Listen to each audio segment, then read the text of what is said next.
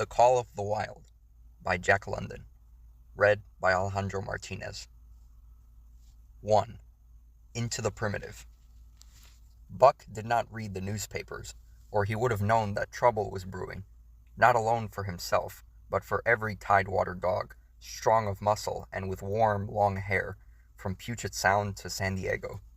Because men, groping in the Arctic darkness, had found a yellow metal, and because steamship and transportation companies were booming the find, thousands of men were rushing into the Northland. These men wanted dogs, and the dogs they wanted were heavy dogs, with strong muscles by which to toil, and furry coats to protect them from the frost. Buck lived at a big house in the sun-kissed Santa Clara Valley. Judge Miller's place, it was called. It stood back from the road, half hidden among the trees, through which glimpses could be caught of the wide, cool veranda that ran around its four sides. The house was approached by gravelled driveways which wound about through wide-spreading lawns and under the interlacing boughs of tall poplars. At the rear, things were on even a more spacious scale than at the front. There were great stables, where a dozen grooms and boys held forth, rows of vine-clad servants' cottages, an endless and orderly array of outhouses, long grape arbors, green pastures, orchards, and berry patches.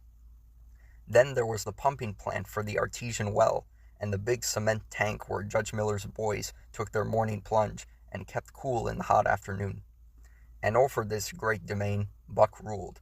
Here he was born, and here he had lived the 4 years of his life. It was true, there were other dogs. There could not but be other dogs on so vast a place, but they did not count. They came and went, resided in the populous kennels, or lived obscurely in the recesses of the house after the fashion of Toots, the Japanese pug, or Isabel, the Mexican hairless, strange creatures that rarely put nose out of doors or set foot to ground. On the other hand, there were the fox terriers, a score of them at least, who yelped fearful promises at Toots and Isabel looking out of the windows at them, and protected by a legion of housemaids armed with brooms and mops. But Buck was neither house dog nor kennel dog. The whole realm was his. He plunged into the swimming tank or went hunting with the judge's sons. He escorted Molly and Alice, the judge's daughters, on long twilight or early morning rambles. On wintry nights he lay at the judge's feet before the roaring library fire. He carried the judge's grandsons on his back, or rolled them in the grass, and guarded their footsteps through wild adventures down to the fountain in the stable yard, and even beyond, where the paddocks were, and the berry patches. Among the terriers he stalked imperiously, and Toots and Isabel he utterly ignored, for he was king over all creeping, crawling, flying things of Judge Miller's place, humans included. His father, Elmo, a huge Saint Bernard, had been the judge's inseparable companion, and Buck bid fair to follow in the way of his father. He was not so large. He weighed only 140 pounds, for his mother, Shep, had been a Scotch shepherd dog. Nevertheless, 140 pounds, to which was added the dignity that comes of good living and universal respect, enabled him to carry himself in right royal fashion. During the 4 years since his puppyhood, he had lived the life of a sated aristocrat. He had a fine pride in himself, was ever a trifle egotistical, as country gentlemen sometimes become because of their insular situation. But he had saved himself by not becoming a mere pampered house dog. Hunting and kindred outdoor delights had kept down the fat and hardened his muscles, and to him, as to the cold tubbing races, the love of water had been a tonic and a health preserver. And this was the manner of dog Buck was in the fall of 1897, when the Klondike strike dragged men from all the world into the frozen north. But Buck did not read the newspapers, and he did not know that Manuel, one of the gardener's helpers, was an undesirable acquaintance. Manuel had one besetting sin. He loved to play Chinese lottery. Also, in his gambling, he had one besetting weakness, faith in a system, and this made his damnation certain, for to play a system requires money, while the wages of a gardener's helper do not lap over the needs of a wife and numerous progeny. The judge was at a meeting of the Raisin Growers Association, and the boys were busy organizing an athletic club on the memorable night of Manuel's treachery. No one saw him and Buck go off through the orchard on what Buck imagined was merely a stroll, and with the exception of a solitary man, no one saw them arrive at the little flag station known as College Park. This man talked with Manuel, and money chinked between them.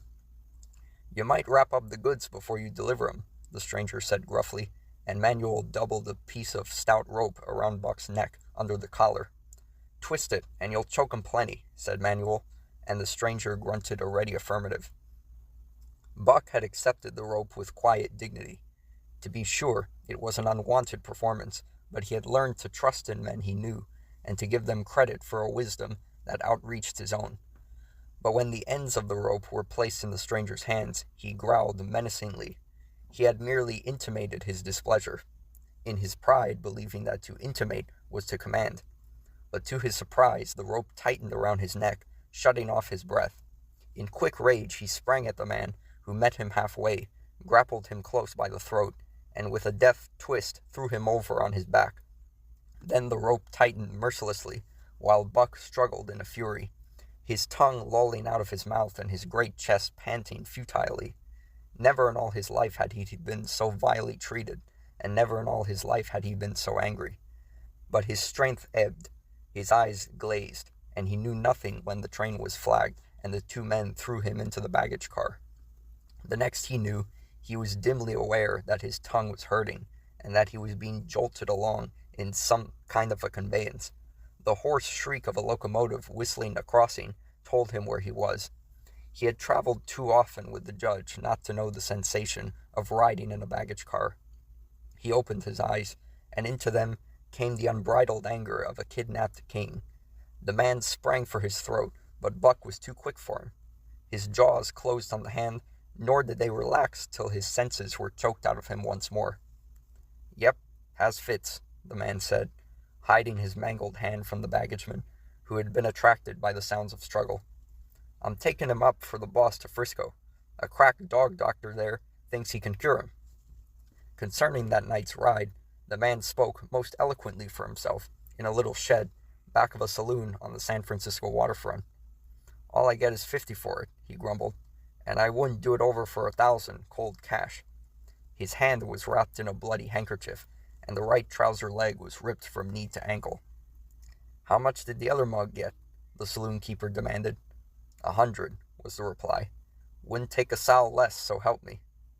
"So that makes 150, the saloon keeper calculated, "and he's worth it, or I'm a squarehead." The kidnapper undid the bloody wrappings and looked at his lacerated hand.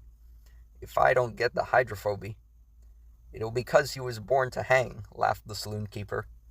"Here, lend me a hand before you pull your freight," he added.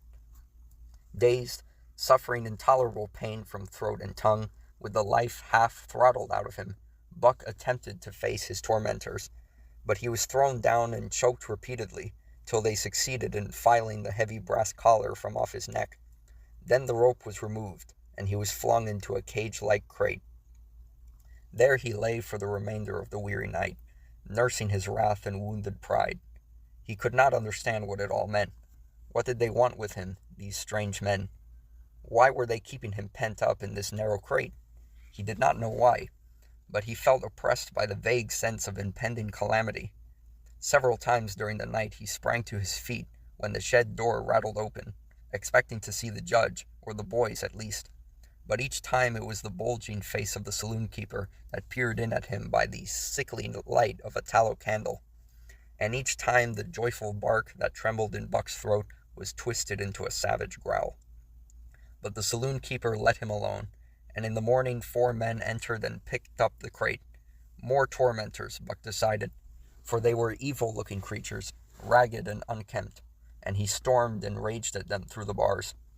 They only laughed and poked sticks at him, which he promptly assailed with his teeth, till he realized that that was what they wanted. Whereupon he lay down sullenly, and allowed the crate to be lifted into a wagon. Then he, and the crate in which he was imprisoned, began a passage through many hands. Clerks in the express office took charge of him. He was carted about in another wagon. A truck carried him, with an assortment of boxes and parcels, upon a ferry steamer. He was trucked off the steamer into a great railway depot, and finally he was deposited in an express car. For 2 days and nights, this express car was dragged along at the tail of shrieking locomotives, and for 2 days and nights Buck neither ate nor drank. In his anger, he had met the first advances of the express messengers with growls, and they had retaliated by teasing him. When he flung himself against the bars, quivering and frothing, they laughed at him and taunted him. They growled and barked like detestable dogs, mewed and flapped their arms and crowed. It was all very silly, he knew, but therefore the more outrage to his dignity, and his anger waxed and waxed. He did not mind the hunger so much, but the lack of water caused him severe suffering and fanned his wrath to fever pitch. For that matter, high-strung and finely sensitive, the ill treatment had flung him into a fever, which was fed by the inflammation of his parched and swollen throat and tongue. He was glad for one thing: the rope was off his neck. That had given them an unfair advantage, but now that it was off, he would show them. They would never get another rope around his neck. Upon that he was resolved. For 2 days and nights he neither ate nor drank, and during those 2 days and nights of torment he accumulated a fund of wrath that boded ill for whoever first fell foul of him. His eyes turned bloodshot, and he was metamorphosed into a raging fiend. So changed was he that the judge himself would not have recognized him, and the express messengers breathed with relief when they bundled him off the train at Seattle. 4 men gingerly carried the crate from the wagon into a small, high-walled backyard. A stout man, with a red sweater that sagged generously at the neck, came out and signed the book for the driver.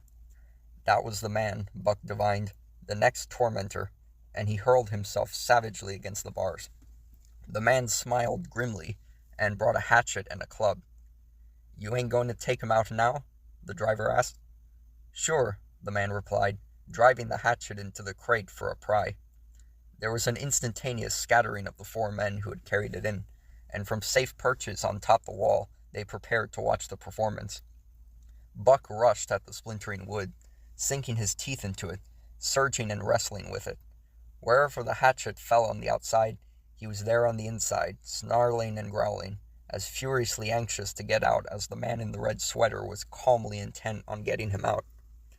"Now, you red-eyed devil," he said, when he had made an opening sufficient for the passage of Buck's body. At the same time, he dropped the hatchet and shifted the club to his right hand. And Buck was truly a red-eyed devil as he drew himself together for the spring, hair bristling, mouth foaming, a mad glitter in his bloodshot eyes. Straight at the man he launched his 140 pounds of fury, surcharged with the pent passion of 2 days and nights. In mid-air, just as his jaws were about to close on the man, he received a shock that checked his body and brought his teeth together with an agonizing clip. He whirled over, fetching the ground on his back and side. He had never been struck by a club in his life and did not understand. With a snarl that was part bark and more scream, he was again on his feet and launched into the air. And again the shock came, and he was brought crushingly to the ground. This time he was aware that it was the club, but his madness knew no caution. A dozen times he charged, and as often the club broke the charge and smashed him down. After a particularly fierce blow, he crawled to his feet, too dazed to rush. He staggered limply about, the blood flowing from nose and mouth and ears, his beautiful coat sprayed and flecked with bloody slaver. Then the man advanced and deliberately dealt him a frightful blow on the nose. All the pain he had endured was as nothing compared with the exquisite agony of this. With a roar that was almost lion-like in its ferocity, he again hurled himself at the man, but the man, shifting the club from right to left, coolly caught him by the underjaw, at the same time wrenching downward and backward.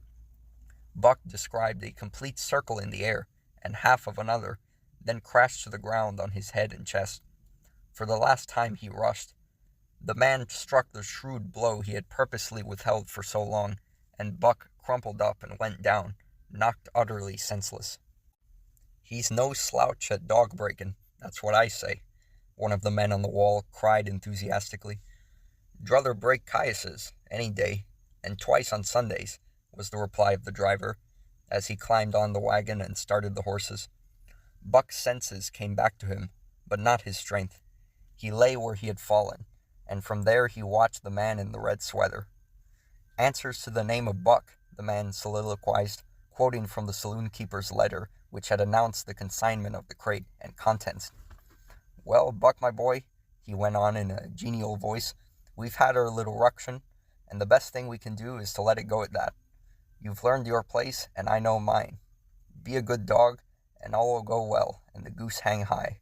Be a bad dog, and I'll whale the stuffing out of you. Understand?"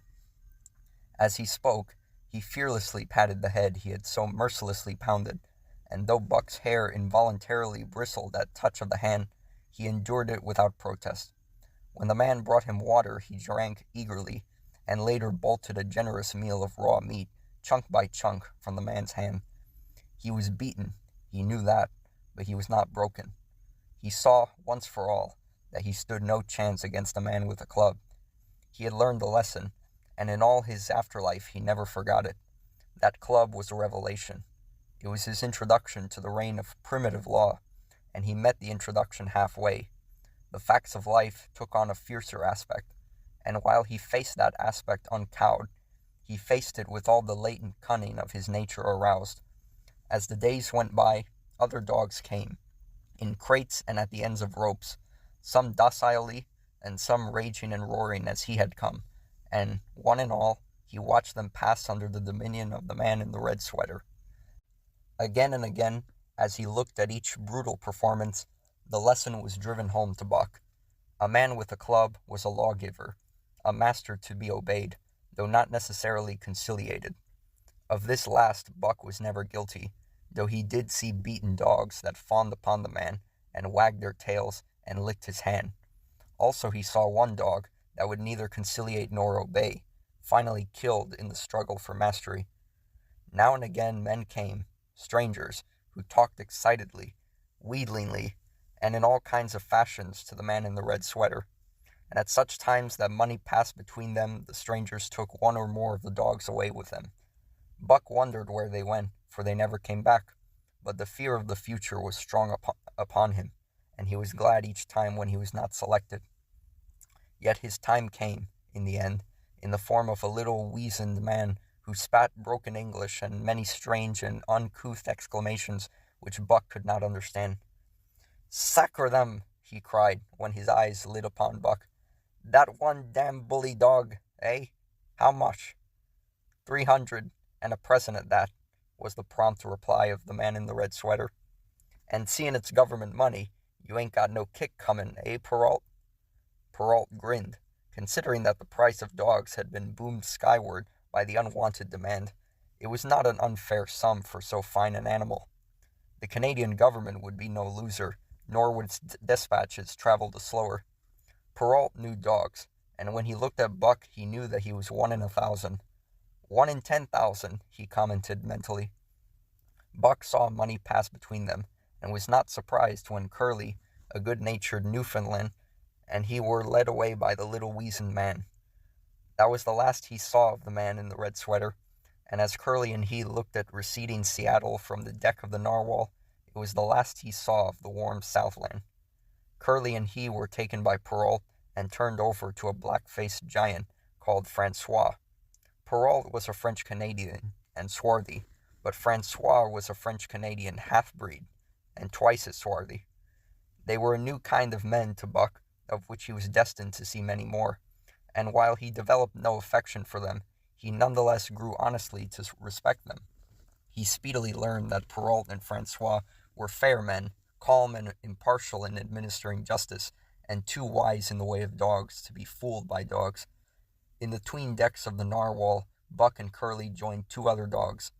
One of them was a big snow-white fellow from Spitzbergen who had been brought away by a whaling captain, and who had later accompanied a geological survey into the Barrens. He was friendly, in a treacherous sort of way, smiling into one's face the while he meditated some underhand trick, as, for instance, when he stole from Buck's food at the first meal. As Buck sprang to punish him, the lash of Francois's whip sang through the air, reaching the culprit first, and nothing remained to Buck but to recover the bone. That was fair of Francois, he decided, and the half-breed began his rise in Buck's estimation. The other dog made no advances, nor received any. Also, he did not attempt to steal from the newcomers. He was a gloomy, morose fellow, and he showed Curly plainly that all he desired was to be left alone, and further, that there would be trouble if he were not left alone. Dave, he was called, and he ate and slept, or yawned between times, and took interest in nothing, not even when the narwhal crossed Queen Charlotte Sound and rolled and pitched and bucked like a thing possessed. When Buck and Curly grew excited, half wild with fear, he raised his head as though annoyed, favored them with an incurious glance, yawned, and went to sleep again. Day and night the ship throbbed to the tireless pulse of the propeller, and though one day was very like another, it was apparent to Buck that the weather was steadily growing colder. At last, one morning, the propeller was quiet, and the narwhal was pervaded with an atmosphere of excitement. He felt it, as did the other dogs, and knew that a change was at hand. Francois leashed them and brought them on deck. At the first step upon the cold surface, Buck's feet sank into a white mushy something very like mud. He sprang back with a snort. More of this white stuff was falling through the air. He shook himself, but more of it fell upon him. He sniffed it curiously, then licked some up on his tongue. It bit like fire, and the next instant it was gone. This puzzled him. He tried it again, with the same result. The onlookers laughed uproariously, and he felt ashamed.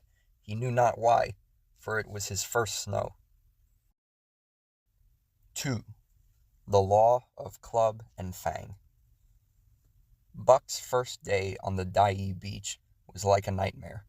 Every hour was filled with shock and surprise. He had been suddenly jerked from the heart of civilization and flung into the heart of things primordial.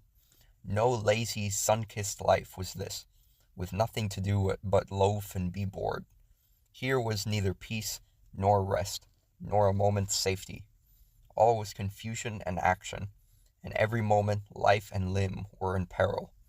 There was imperative need to be constantly alert, for these dogs and men were not town dogs and men. They were savages, all of them, who knew no law but the law of club and fang. He had never seen dogs fight as these wolfish creatures fought, and his first experience taught him an unforgettable lesson. It is true, it was a vicarious experience, else he would not have lived to profit by it. Curly was the victim.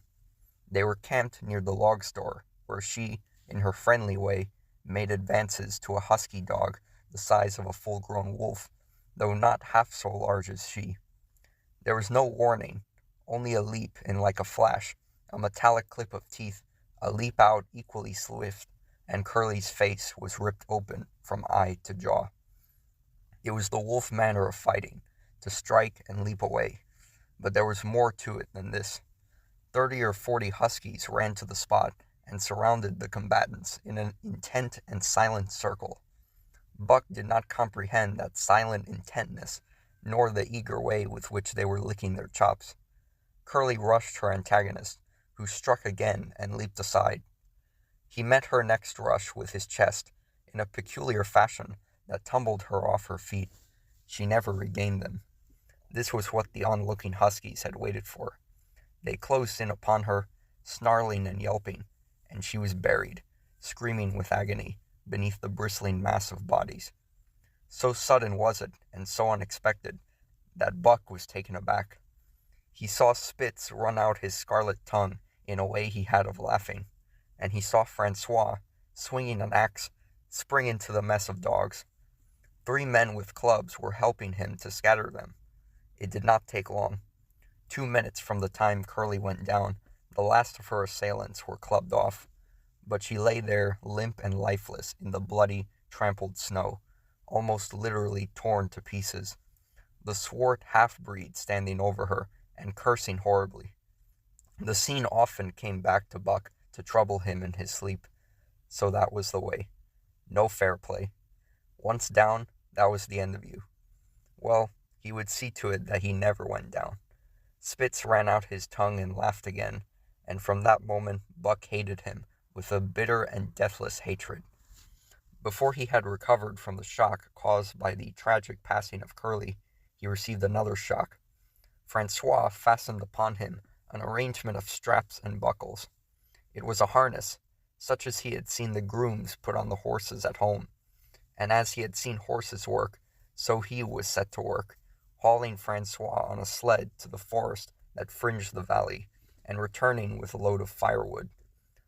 Though his dignity was sorely hurt by thus being made a draught animal, he was too wise to rebel. He buckled down with a will and did his best, though it was all new and strange.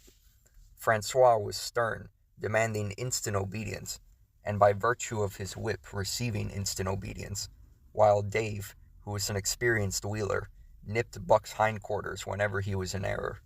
Spitz was the leader, likewise experienced, and while he could not always get at Buck, he growled sharp reproof now and again, or cunningly threw his weight in the traces to jerk Buck into the way he should go. Buck learned easily, and under the combined tuition of his two mates and Francois made remarkable progress. Ere they returned to camp, he knew enough to stop at Hoe, to go ahead at Mush, to swing wide on the bends, and to keep clear of the wheeler when the loaded sled shot downhill at their heels. "Tree ver good dogs," Francois told Parole. "That Buck, him pull like hell. I take him quick as anything." By afternoon, Parole, who was in a hurry to be on the trail with his dispatches, returned with two more dogs. Billy and Joe, he called them. 2 brothers, and true huskies both. Sons of the one mother though they were as different as day and night. Billy's one fault was his excessive good nature, while Joe was the very opposite, sour and introspective, with a perpetual snarl and a malignant eye. Buck received them in comradely fashion. Dave ignored them, while Spitz proceeded to thrash first one and then the other. Billy wagged his tail appeasingly, turned to run when he saw that appeasement was of no avail, and cried, still appeasingly, when Spitz's sharp teeth scored his flank. But no matter how Spitz circled, Joe whirled around on his heels to face him, mane bristling, ears laid back, lips writhing and snarling, jaws clipping together as fast as he could snap, and eyes diabolically gleaming, the incarnation of belligerent fear. So terrible was his appearance that Spitz was forced to forego disciplining him. But to cover his own discomfiture, he turned upon the inoffensive, and wailing Billy, and drove him to the confines of the camp. By evening, Perrault secured another dog, an old husky, long and lean and gaunt, with a battle-scarred face, and a single eye, which flashed a warning of prowess that commanded respect. He was called Solix, which means the angry one. Like Dave, he asked nothing, gave nothing, expected nothing. And when he marched slowly and deliberately into their midst, even Spitz left him alone. He had one peculiarity which Buck was unlucky enough to discover. He did not like to be approached on his blind side. Of this offense Buck was unwittingly guilty, and the first knowledge he had of his indiscretion was when Solix whirled upon him and slashed his shoulder to the bone for 3 inches up and down. Forever after, Buck avoided his blind side, and to the last of their comradeship had no more trouble. His only apparent ambition, like Dave's, was to be left alone, though, as Buck was afterward to learn, each of them possessed one other and even more vital ambition. That night Buck faced the great problem of sleeping. The tent, illumined by a candle, glowed warmly in the midst of the white plain, and when he, as a matter of course, entered it, both Perrault and Francois bombarded him with curses and cooking utensils, till he recovered from his consternation and fled ignominiously into the outer cold. A chill wind was blowing that nipped him sharply and bit with especial venom into his wounded shoulder. He lay down on the snow and attempted to sleep, but the frost soon drove him shivering to his feet. Miserable and disconsolate, he wandered about among the many tents, only to find that one place was as cold as another. Here and there savage dogs rushed upon him, but he bristled his neck hair and snarled, for he was learning fast, and they let him go his way unmolested. Finally, an idea came to him. He would return and see how his own teammates were making out. To his astonishment, they had disappeared. Again he wandered about through the great camp, looking for them, and again he returned. Were they in the tent? No, that could not be, else he would not have been driven out. Then where could they possibly be? With drooping tail and shivering body, very forlorn indeed, he aimlessly circled the tent. Suddenly the snow gave way beneath his forelegs, and he sank down. Something wriggled under his feet. He sprang back, bristling and snarling, fearful of the unseen and unknown. But a friendly little yelp reassured him, and he went back to investigate. A whiff of warm air ascended to his nostrils, and there, curled up under the snow in a snug ball, lay Billy. He whined placatingly, squirmed and wriggled to show his goodwill and intentions, and even ventured, as a bribe for peace, to lick Buck's face with his warm, wet tongue. Another lesson. So that was the way they did it, eh? Buck confidently selected a spot, and with much fuss and waste effort proceeded to dig a hole for himself. In a trice, the heat from his body filled the confined space, and he was asleep. The day had been long and arduous, and he slept soundly and comfortably, though he growled and barked and wrestled with bad dreams. Nor did he open his eyes till aroused by the noises of the waking camp. At first he did not know where he was. It had snowed during the night, and he was completely buried. The snow walls pressed him on every side, and a great surge of fear swept through him, the fear of the wild thing for the trap, a token that he was harking back through his own life to the lives of his forebears, for he was a civilized dog, an unduly civilized dog, and of his own experience knew no trap, and so could not of himself fear it. The muscles of his whole body contracted spasmodically and instinctively. The hair on his neck and shoulders stood on end, and with a ferocious snarl he bounded straight up into the blinding day, the snow flying about him in a flashing cloud. Ere he landed on his feet, he saw the white camp spread out before him, and knew where he was, and remembered all that had passed from the time he went for a stroll with Manuel to the hole he had dug for himself the night before. A shout from Francois hailed his appearance. "What I say," the dog driver cried to Perrault. "Dat Buck for sure learn quick as anything." Perrault nodded gravely. As courier for the Canadian government, bearing important dispatches, he was anxious to secure the best dogs, and he was particularly gladdened by the possession of Buck. 3 more huskies were added to the team inside an hour, making a total of 9, and before another quarter of an hour had passed, they were in harness and swinging up the trail toward the Dyea Canyon. Buck was glad to be gone, and though the work was hard, he found he did not particularly despise it. He was surprised at the eagerness which animated the whole team, and which was communicated to him, but still more surprising was the change wrought in Dave and Sullox. They were new dogs, utterly transformed by the harness. All passiveness and unconcern had dropped from them. They were alert and active, anxious that the work should go well, and fiercely irritable with whatever, by delay or confusion, retarded that work. The toil of the traces seemed the supreme expression of their being, and all that they lived for, and the only thing in which they took delight. Dave was wheeler or sled dog. Pulling in front of him was Buck. Then came Sullox.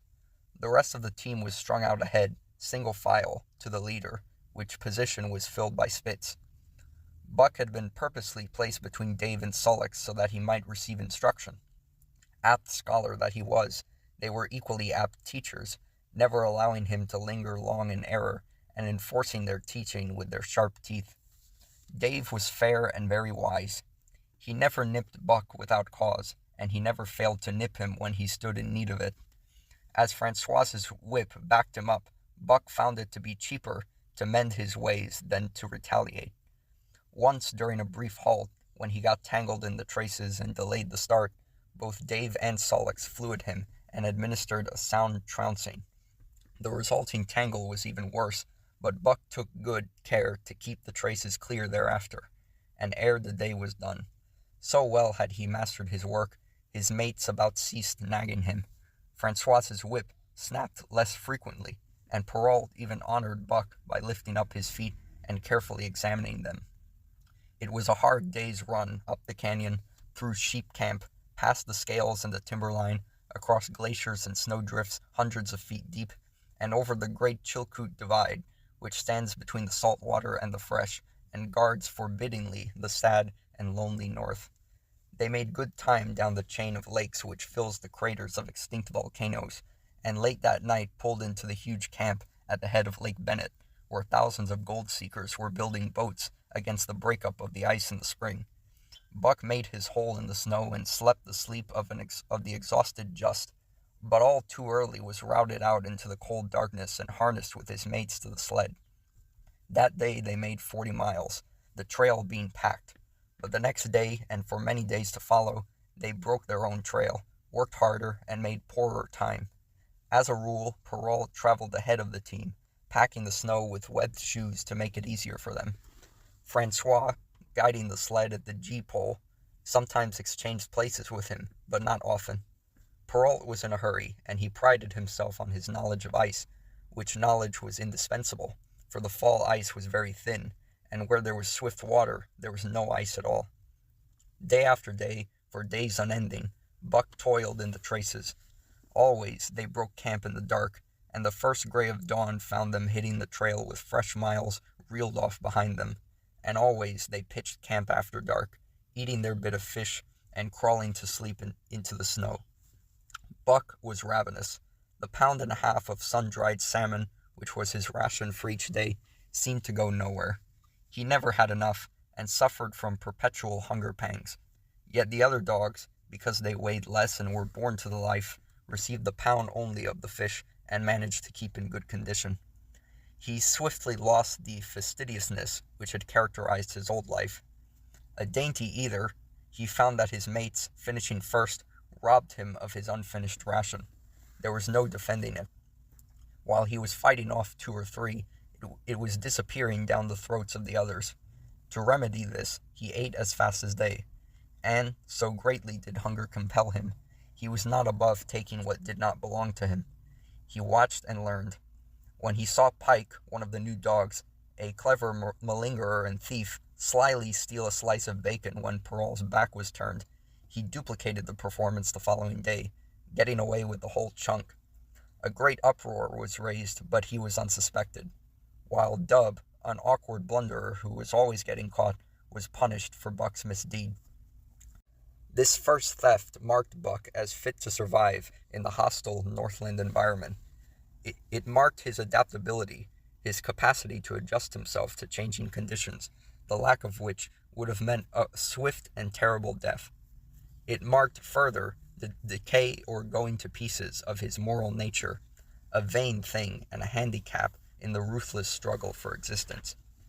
It was all well enough in the Southland, under the law of love and fellowship, to respect private property and personal feelings, but in the Northland, under the law of club and fang, whoso took such things into account was a fool, and in so far as he observed them he would fail to prosper. Not that Buck reasoned it out. He was fit, that was all, and unconsciously he accommodated himself to the new mode of life.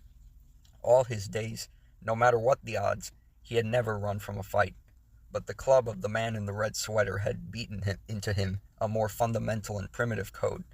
Civilized, he could have died for a moral consideration, say the defense of Judge Miller's riding whip, but the completeness of his decivilization was now evidenced by his ability to flee from the defense of a moral consideration, and so save his hide. He did not steal for joy of it, but because of the clamor of his stomach. He did not rob openly, but stole secretly and cunningly, out of respect for club and fang. In short, the things he did were done because it was easier to do them than not to do them. His development, or retrogression, was rapid. His muscles became hard as iron, and he grew callous to all ordinary pain. He achieved an internal as well as external economy. He could eat anything, no matter how loathsome or indigestible, and, once eaten, the juices of his stomach extracted the last particle of nutriment, and his blood carried it to the farthest reaches of his body, building it into the toughest and stoutest of tissues. Sight and scent became remarkably keen, while his hearing developed such acuteness that in his sleep he heard the faintest sound and knew whether it heralded peace or peril. He learned to bite the ice out with his teeth when it collected between his toes, and when he was thirsty and there was a thick scum of ice over the waterhole, he would break it by rearing and striking it with stiff forelegs. His most conspicuous trait was an ability to scent the wind and forecast it a night in advance, no matter how breathless the air was when he dug his nest by tree or bank. The wind that later blew inevitably found him to leeward, sheltered and snug. And not only did he learn by experience, but instincts long dead became alive again. The domesticated generations fell from him. In vague ways he remembered back to the youth of the breed, to the time the wild dogs ranged in packs through the primeval forest and killed their meat as they ran it down. It was no task for him to learn to fight with cut and slash and the quick wolf snap. In this manner had fought forgotten ancestors. They quickened the old life within him, and the old tricks which they had stamped into the heredity of the breed were his tricks. They came to him without effort or discovery, as though they had been his always. And when, on the still, cold nights, he pointed his nose at a star and howled long and wolf-like, it was his ancestors, dead in dust, pointing nose at star and howling down through the centuries and through him. And his cadences were their cadences, the cadences which voiced their woe and what to them was the meaning of the stillness, and the cold and dark. Thus, as token of what a puppet thing life is, the ancient songs surged through him, and he came into his own again. And he came because men had found a yellow metal in the north, and because Manuel was a gardener's helper whose wages did not lap over the needs of his wife and divers small copies of himself. 3. The dominant primordial beast. The dominant primordial beast was strong in Buck, and under the fierce conditions of trail life, it grew and grew. Yet it was a secret growth. His newborn cunning gave him poise and control. He was too busy adjusting himself to the new life to feel at ease, and not only did he not pick fights, but he avoided them whenever possible. A certain deliberateness characterized his attitude. He was not prone to rashness and precipitate action, and in the bitter hatred between him and Spitz, he betrayed no impatience, shunned all offensive acts. On the other hand, possibly because he divined in Buck a dangerous rival, Spitz never lost an opportunity of showing his teeth. He even went out of his way to bully Buck, striving constantly to start the fight, which could end only in the death of one or the other. Early in the trip, this might have taken place, had it not been for an unwanted accident. At the end of this day, they made a bleak and miserable camp on the shore of Lake Labarge. Driving snow, a wind that cut like a white-hot knife, and darkness had forced them to grope for a camping place. They could hardly have fared worse. At their backs rose a perpendicular wall of rock, and Perrault and Francois were compelled to make their fire and spread their sleeping robes on the ice of the lake itself. The tent they had discarded at Dai in order to travel light. A few sticks of driftwood furnished them with a fire that thawed down through the ice and left them to eat supper in the dark. Close in under the sheltering rock, Buck made his nest. So snug and warm was it that he was loath to leave it when Francois distributed the fish which he had first thawed over the fire. But when Buck finished his ration and returned, he found his nest occupied. A warning snarl told him that the trespasser was Spitz. Till now, Buck had avoided trouble with his enemy, but this was too much. The beast in him roared. He sprang upon Spitz with a fury which surprised them both, and Spitz particularly, for his whole experience with Buck had gone to teach him that his rival was an unusually timid dog, who managed to hold his own only because of his great weight and size. Francois was surprised, too, when they shot out in a tangle from the disrupted nest, and he divined the cause of the trouble. "Ah!" he cried to Buck. "Give it to him, by gar! Give it to him, the dirty thief!" Spitz was equally willing. He was crying with sheer rage and eagerness as he circled back and forth for a chance to spring in. Buck was no less eager and no less cautious, as he likewise circled back and forth for the advantage. But it was then that the unexpected happened. the thing which projected their struggle for supremacy far into the future, past many a weary mile of trail and toil. An oath from parole, the resounding impact of a club upon a bony frame, and a shrill yelp of pain heralded the breaking forth of pandemonium. The camp was suddenly discovered to be alive with skulking, furry forms, starving huskies, 4 or 5 score of them, who had scented the camp from some Indian village. They had crept in while Buck and Spitz were fighting, and when the 2 men sprang among them with stout clubs, they showed their teeth and fought back. They were crazed by the smell of the food. Parole found one with head buried in the grub box. His club landed heavily on the gaunt ribs, and the grub box was capsized on the ground. On the instant, a score of the famished brutes were scrambling for the bread and bacon. The clubs fell upon them unheeded. They yelped and howled under the rain of blows, but struggled nonetheless madly till the last crumb had been devoured. In the meantime, the astonished teen dogs had burst out of their nests, only to be set upon by the fierce invaders.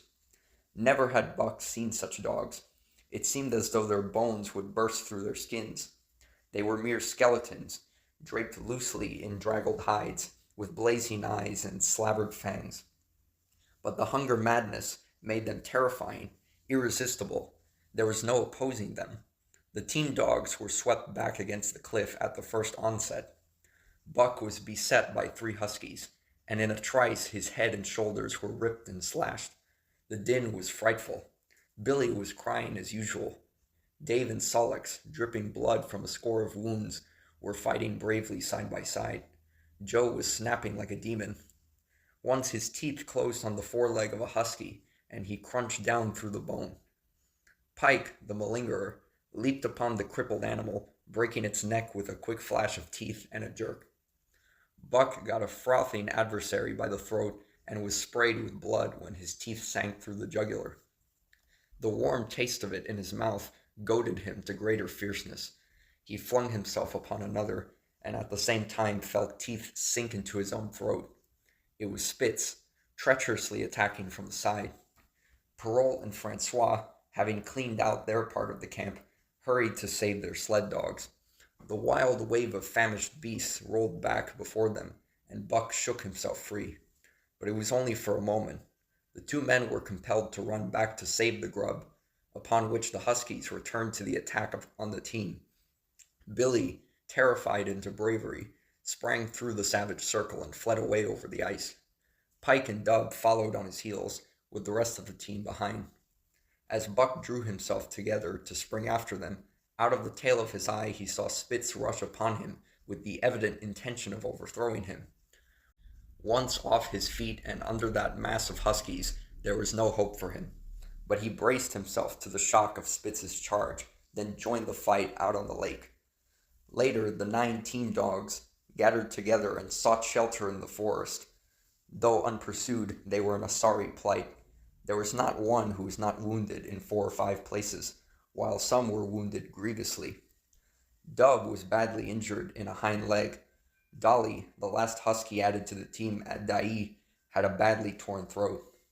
Joe had lost an eye, while Billy, the good-natured, with an ear chewed and rent to ribbons, cried and whimpered throughout the night.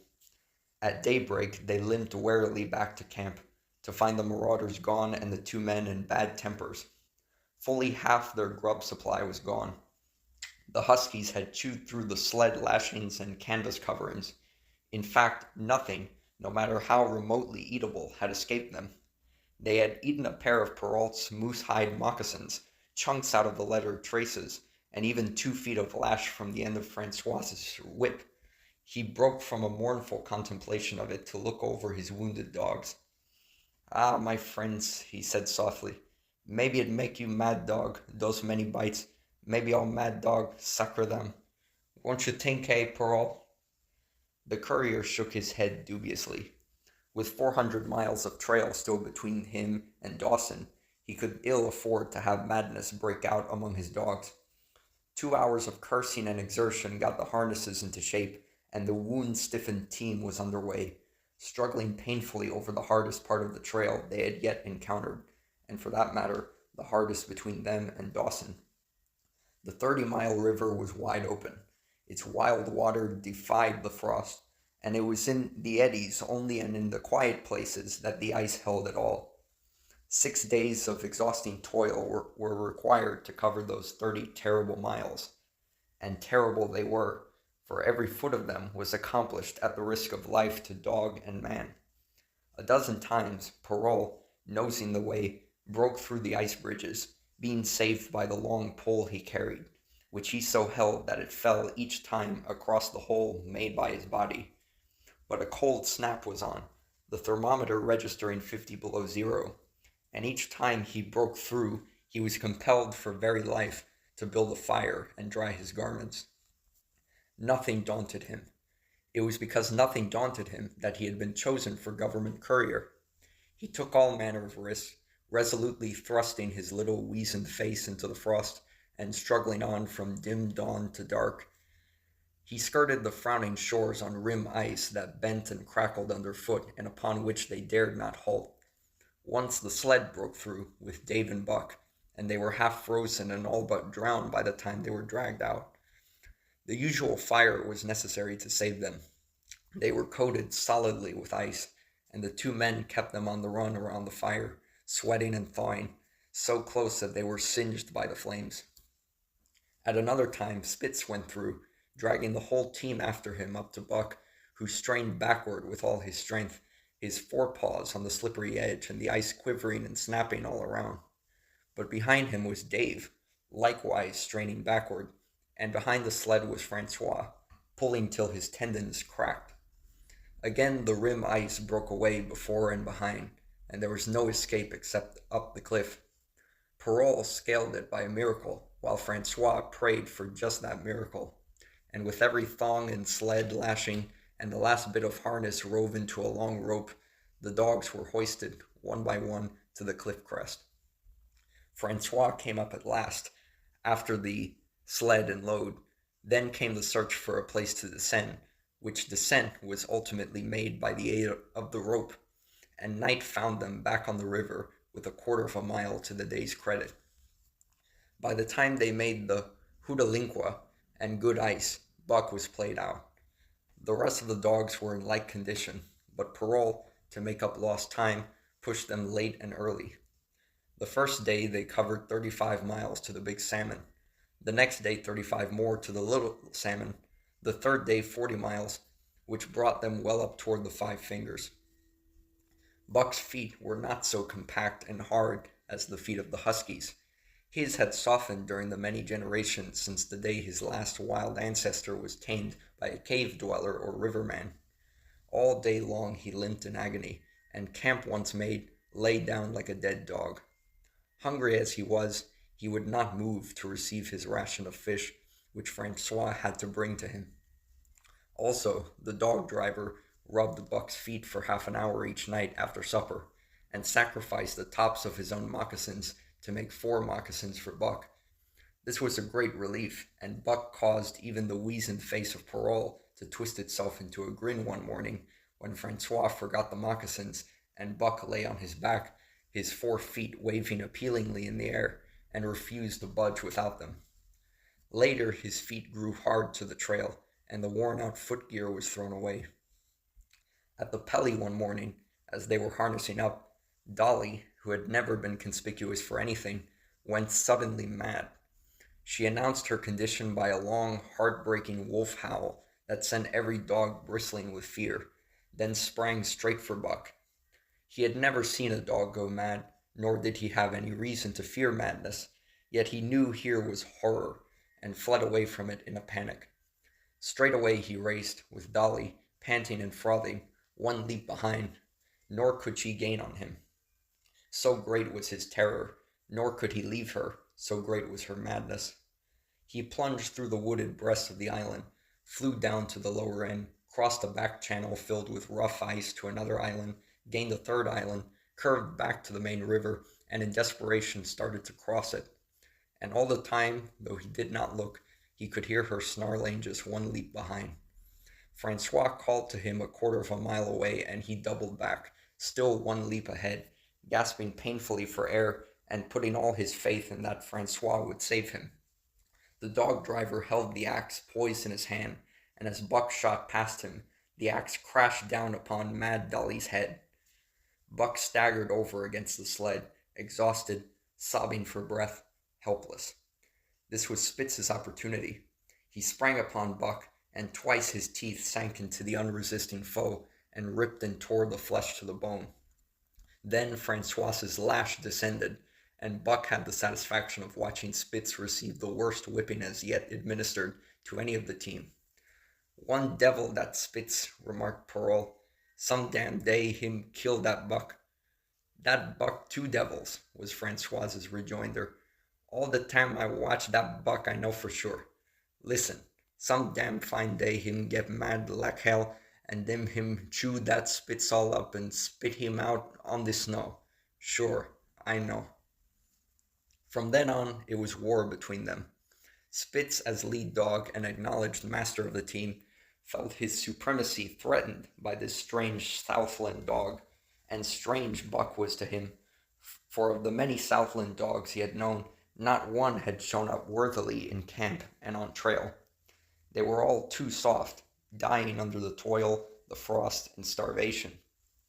Buck was the exception. He alone endured and prospered, matching the husky in strength, savagery, and cunning. Then he was a masterful dog, and what made him dangerous was the fact that the club of the man in the red sweater had knocked all blind pluck and rashness out of his desire for mastery. He was preeminently cunning, and could bide his time with a patience that was nothing less than primitive. It was inevitable that the clash for leadership should come. Buck wanted it. He wanted it because it was his nature, because he had been gripped tight by that nameless, incomprehensible pride of the trail and trace, that pride which holds dogs in the toil to the last gasp, which lures them to die joyfully in the harness, and breaks their hearts if they are cut out of the harness.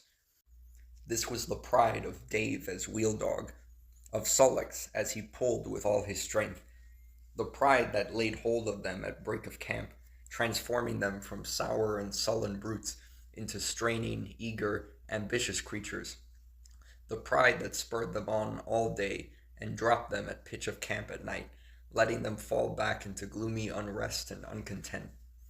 This was the pride that bore up Spitz and made him thrash the sled dogs who blundered and shirked in the traces or hid away at harness-up time in the morning. Likewise, it was this pride that made him fear Buck as a possible lead dog, and this was Buck's pride too.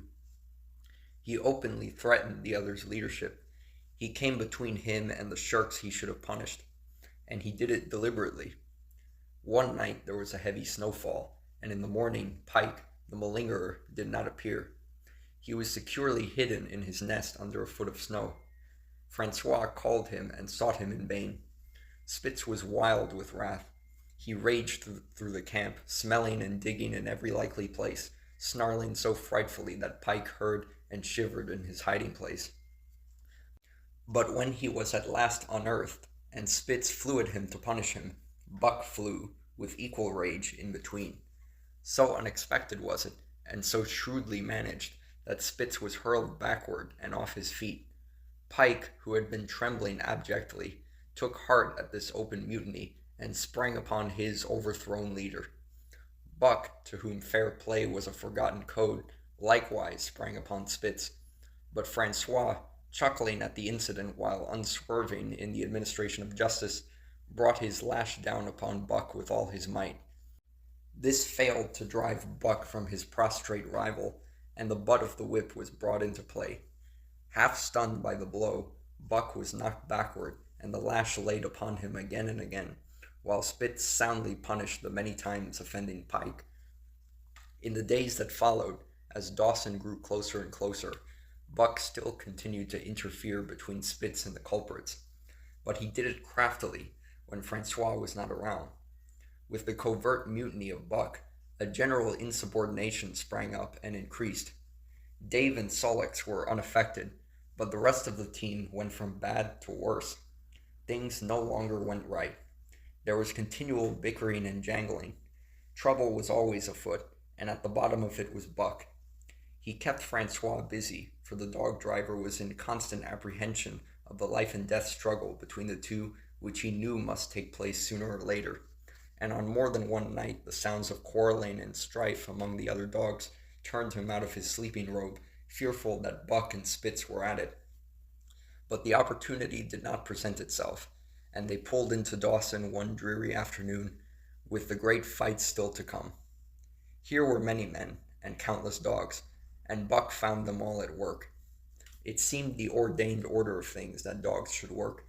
All day they swung up and down the main street in long teams, and in the night their jingling bells still went by. They hauled cabin logs and firewood, freighted up to the mines, and did all manner of work that horses did in the Santa Clara Valley. Here and there Buck met Southland dogs, but in the main they were the wild wolf husky breed. Every night, regularly, at 9, at 12, at 3, they lifted a nocturnal song, a weird and eerie chant, in which it was Buck's delight to join. With the aurora borealis flaming coldly overhead, or the stars leaping in the frost dance, and the land numb and frozen under its pall of snow, this song of the huskies might have been the defiance of life, only it was pitched in minor key, with long-drawn wailings and half-sobs, and was more the pleading of life, the articulate travail of existence. It was an old song, old as the breed itself, one of the first songs of the younger world in a day when songs were sad. It was invested with the woe of unnumbered generations, this plaint by which Buck was so strangely stirred. When he moaned and sobbed, it was with the pain of living that was of old the pain of his wild fathers, and the fear and misery of the cold and dark that was to them fear and misery. And that he should be stirred by it marked the completeness with which he harked back through the ages of fire and roof to the raw beginnings of life in the howling ages.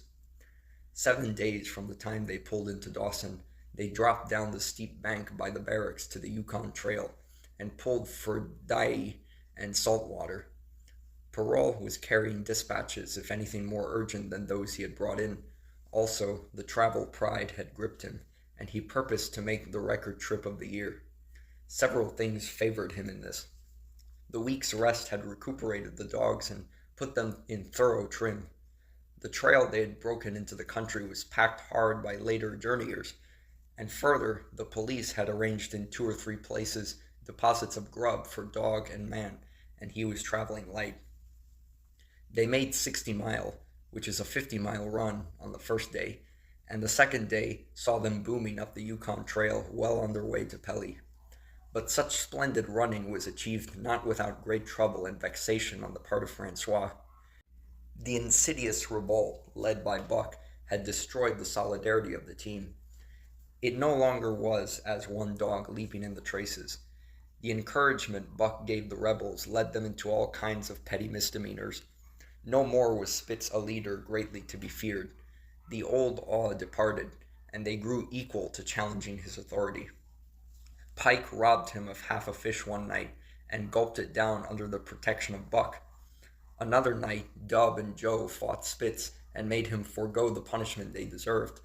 And even Billy, the good-natured, was less good-natured, and whined not half so placatingly as in former days. Buck never came near Spitz without snarling and bristling menacingly. In fact, his conduct approached that of a bully, and he was given to swaggering up and down before Spitz's very nose. The breaking down of discipline likewise affected the dogs in their relations with one another. They quarreled and bickered more than ever among themselves, till at times the camp was a howling bedlam. Dave and Sullox alone were unaltered, though they were made irritable by the unending squabbling. Francois swore strange barbarous oaths, and stamped the snow in futile rage, and tore his hair. His lash was always singing among the dogs, but it was of small avail. Directly his back was turned, they were at it again. He backed up Spitz with his whip, while Buck backed up the remainder of the team. Francois knew he was behind all the trouble, and Buck knew he knew, but Buck was too clever ever again to be caught red-handed.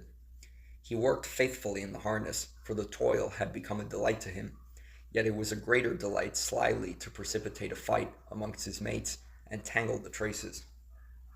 At the mouth of the Tahkeena, one night after supper, Dub turned up a snowshoe rabbit, blundered it, and missed. In a second, the whole team was in full cry. 100 yards away was a camp of the Northwest Police with 50 dogs, huskies all, who joined the chase. The rabbit sped down the river, turned off into a small creek, up the frozen bed of which it held steadily. It ran lightly on the surface of the snow, while the dogs plowed through by main strength. Buck led the pack, 60 strong, around bend after bend, but he could not gain. He lay down low to the race, whining eagerly, his splendid body flashing forward, leap by leap, in the wan white moonlight. And leap by leap, like some pale frost wraith, the snowshoe rabbit flashed on ahead. All that stirring of old instincts which at stated periods drives men out from the sounding cities to forest and plain to kill things by chemically propelled leaden pellets, the bloodlust, the joy to kill, all this was Buck's, only it was infinitely more intimate. He was ranging at the head of the pack, running the wild thing down, the living meat, to kill with his own teeth and wash his muzzle to the eyes in warm blood. There is an ecstasy that marks the summit of life, and beyond which life cannot rise. And such is the paradox of living. This ecstasy comes when one is most alive, and it comes as a complete forgetfulness that one is alive. This ecstasy, this forgetfulness of living, comes to the artist, caught up and out of himself in a sheet of flame. It comes to the soldier, war-mad on a stricken field and refusing quarter. And it came to Buck, leading the pack, sounding the old wolf cry, straining after the food that was alive and that fled swiftly before him through the moonlight. He was sounding the deeps of his nature, and of the parts of his nature that were deeper than he, going back into the womb of time. He was mastered by the sheer surging of life, the tidal wave of being, the perfect joy of each separate muscle, joint, and sinew, in that it was everything that was not death, that it was aglow and rampant, expressing itself in movement, flying exultantly under the stars and over the face of dead matter that did not move. But Spitz, cold and calculating even in his supreme moods, left the pack and cut across a narrow neck of land where the creek made a long bend around. Buck did not know of this, and as he rounded the bend, the frost wraith of a rabbit still flitting before him, he saw another and larger frost wraith leap from the overhanging bank into the immediate path of the rabbit. It was Spitz. The rabbit could not turn, and as the white teeth broke its back in midair, it shrieked as loudly as a stricken man may shriek. At sound of this, the cry of life, plunging down from life's apex in the grip of death, the full pack at Buck's heels raised a hell's chorus of delight. Buck did not cry out. He did not check himself, but drove in upon Spitz, shoulder to shoulder, so hard that he missed the throat. They rolled over and over in the powdery snow. Spitz gained his feet almost as though he had not been overthrown, slashing Buck down the shoulder and leaping clear. Twice his teeth clipped together like the steel jaws of a trap as he backed away for better footing. With lean and lifting lips that writhed and snarled. In a flash, Buck knew it. The time had come. It was to the death. As they circled about, snarling, ears laid back, keenly watchful for the advantage, the scene came to Buck with a sense of familiarity.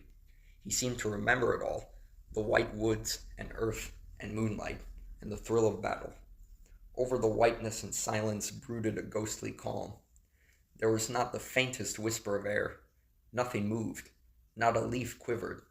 The visible breaths of the dogs rising slowly and lingering in the frosty air.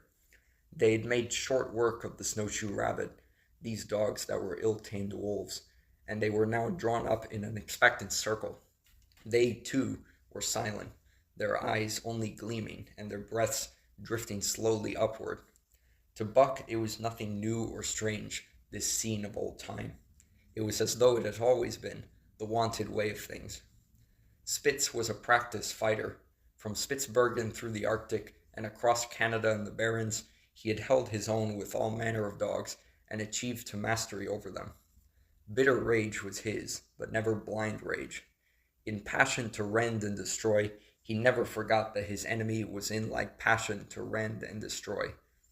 He never rushed till he was prepared to receive a rush, never attacked till he had first defended that attack. In vain, Buck strove to sink his teeth in the neck of the big white dog.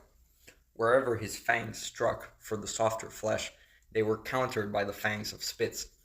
Fang clashed fang, and lips were cut and bleeding, but Buck could not penetrate his enemy's guard. Then he warmed up and enveloped Spitz in a whirlwind of rushes. Time and time again he tried for the snow-white throat, where life bubbled near to the surface, and each time and every time Spitz slashed him and got away. Then Buck took to rushing, as though for the throat, when, suddenly drawing back his head and curving in from the side, he would drive his shoulder at the shoulder of Spitz, as a ram by which to overthrow him. But instead, Buck's shoulder was slashed down each time, as Spitz leaped lightly away. Spitz was untouched, while Buck was streaming with blood and panting hard. The fight was growing desperate, and all the while the silent and wolfish circle waited to finish off whichever dog went down. As Buck grew winded, Spitz took to rushing, and he kept him staggering for footing. Once Buck went over, and the whole circle of 60 dogs started up, but he recovered himself, almost in midair, and the circle sank down again and waited. But Buck possessed a quality that made for greatness: imagination. He fought by instinct, but he could fight by head as well. He rushed as though attempting the old shoulder trick, but at the last instant swept low to the snow and in. His teeth closed on Spitz's left foreleg. There was a crunch of breaking bone, and the white dog faced him on 3 legs. Thrice he tried to knock him over, then repeated the trick and broke the right foreleg. Despite the pain and helplessness, Spitz struggled madly to keep up. He saw the silent circle, with gleaming eyes, lolling tongues, and silvery breaths drifting upward, closing in upon him, as he had seen similar circles close in upon beaten antagonists in the past. Only this time, he was the one who was beaten. There was no hope for him. Buck was inexorable. Mercy was a thing reserved for gentler climes. He maneuvered for the final rush. The circle had tightened till he could feel the breaths of the huskies on his flanks. He could see them, beyond Spitz and to either side, half crouching for the spring, their eyes fixed upon him. A pause seemed to fall. Every animal was motionless as though turned to stone. Only Spitz quivered and bristled as he staggered back and forth, snarling with horrible menace, as though to frighten off impending death. Then Buck sprang in and out, but while he was in, shoulder had at last squarely met shoulder. The dark circle became a dot on the moon-flooded snow as Spitz disappeared from view. Buck stood and looked on, the successful champion, the dominant primordial beast who had made his kill and found it good. 4. Who has won to mastership? A. What I say. I speak true when I say that Buck 2 devils. This was Francois's speech next morning when he discovered Spitz missing and Buck covered with wounds. He drew him to the fire and by its light pointed them out. That Spitz fight like hell, said Parole, as he surveyed the gaping rips and cuts. And that Buck fight like 2 hells, was Francois's answer. And now we make good time. No more Spitz, no more trouble, sure. While Parole packed the camp outfit and loaded the sled, the dog driver proceeded to harness the dogs. Buck trotted up to the place Spitz would have occupied as leader, but Francois, not noticing him, brought Solix to the coveted position. In his judgment, Solix was the best lead dog left. Buck sprang upon Solix in a fury, driving him back and standing. His place. Eh? Francois cried, slapping his thighs gleefully. Look at that Buck. Him kill that Spitz. Him think to take the job. Go away, Chook, he cried, but Buck refused to budge. He took Buck by the scruff of the neck, and though the dog growled threateningly, dragged him to one side and replaced Solix. The old dog did not like it, and showed plainly that he was afraid of Buck. Francois was obdurate, but when he turned his back, Buck again displaced Solix, who was not at all unwilling to go. Francois was angry. Now by gar I fix you, he cried, coming back with a heavy club in his hand. Buck remembered the man in the red sweater, and retreated slowly, nor did he attempt to charge when Solix was once more brought forward. But he circled just beyond the range of the club, snarling with bitterness and rage, and while he circled, he watched the club so as to dodge it if thrown by Francois, for he was become wise in the way of clubs. The driver went about his work, and he called to Buck when he was ready to put him in his old place in front of Dave. Buck retreated 2 or 3 steps. Francois followed him up, whereupon he again treated. After some time of this, Francois threw down the club, thinking that Buck feared a thrashing. But Buck was in open revolt. He wanted, not to escape a clubbing, but to have the leadership. It was his by right. He had earned it, and he would not be content with less. Parole took a hand. Between them they ran him about for the better part of an hour. They threw clubs at him. He dodged. They cursed him, and his fathers and mothers before him, and all his seed to come after him down to the remotest generation, and every hair on his body and drop of blood in his veins. And he answered curse with snarl, and kept out of their reach. He did not try to run away, but retreated around and around the camp, advertising plainly that when his desire was met, he would come in and be good. Francois sat down and scratched his head. Parole looked at his watch and swore. Time was flying, and they should have been on the trail an hour gone. Francois scratched his head again. He shook it and grinned sheepishly at the courier, who shrugged his shoulders in sign that they were beaten. Then Francois went up to where Sullock stood and called to Buck. Buck laughed, as dogs laugh, yet kept his distance. Francois unfastened Sullock's traces and put him back in his old place. The team stood harnessed to the sled in an unbroken line, ready for the trail. There was no place for Buck save at the front.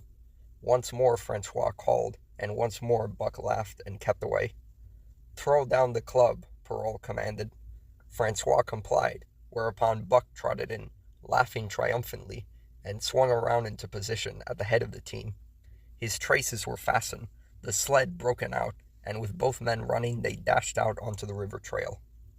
Highly as the dog driver had forevalued Buck, with his 2 devils, he found, while the day was yet young, that he had undervalued. At a bound, Buck took up the duties of leadership, and where judgment was required, and quick thinking and quick acting, he showed himself the superior even of Spitz, of whom Francois had never seen an equal. But it was in giving the law and making his mates live up to it that Buck excelled. Dave and Sullock did not mind the change in leadership. It was none of their business. Their business was to toil, and toil mightily in the traces. So long as that were not interfered with, they did not care what happened. Billy, the good-natured, could lead for all they cared, so long as he kept order. The rest of the team, however, had grown unruly during the last days of Spitz, and their surprise was great now that Buck proceeded to lick them into shape. Pike, who pulled at Buck's heels, and who never put an ounce more of his weight against the breastband than he was compelled to do, was swiftly and repeatedly shaken for loafing. And ere the first day was done, and he was pulling more than ever before in his life.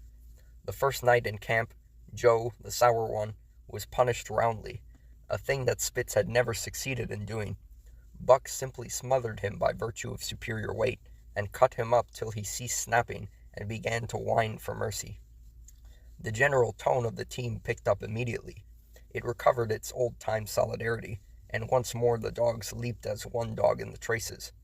At the Rink Rapids, 2 native huskies, Teak and Kuna, were added, and the celerity with which Buck broke them in took away Francois's breath.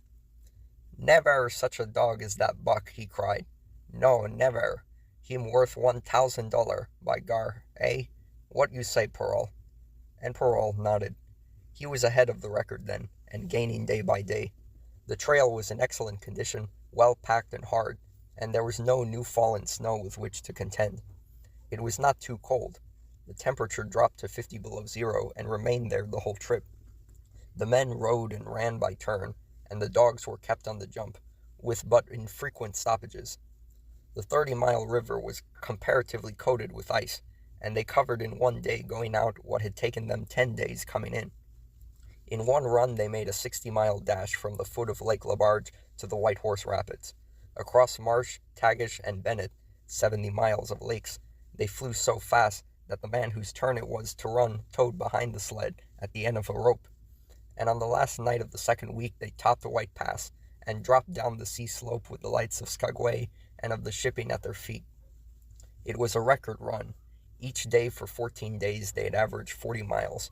For 3 days Perrault and Francois threw chess up and down the main street of Skagway and were deluged with invitations to drink, while the team was the constant center of a worshipful crowd of dog busters and mushers. Then 3 or 4 Western bad men had aspired to clean out the town, were riddled like pepper boxes for their pains, and public interest turned to other idols. Next came official orders. Francois called Buck to him, threw his arms around him, wept over him, and that was the last of Francois and Perrault. Like other men, they passed out of Buck's life for good. A Scotch half-breed took charge of him and his mates, and in company with a dozen other dog teams, he started back over the weary trail to Dawson. It was no light running now, nor record time, but heavy toil each day, with a heavy load behind, for this was the mail train, carrying word from the world to the men who sought gold under the shadow of the pole. Buck did not like it, but he bore up well to the work, taking pride in it after the manner of Dave and Sullox, and seeing that his mates, whether they prided in it or not, did their fair share. It was a monotonous life, operating with machine-like regularity. One day was very like another. At a certain time each morning the cooks turned out, fires were built, and breakfast was eaten.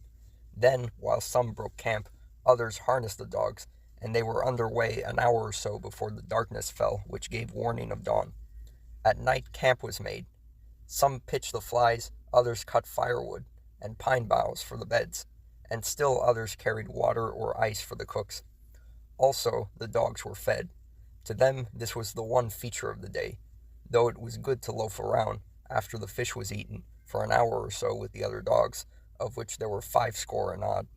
There were fierce fighters among them, but 3 battles with the fiercest brought Buck to mastery, so that when he bristled and showed his teeth, they got out of his way.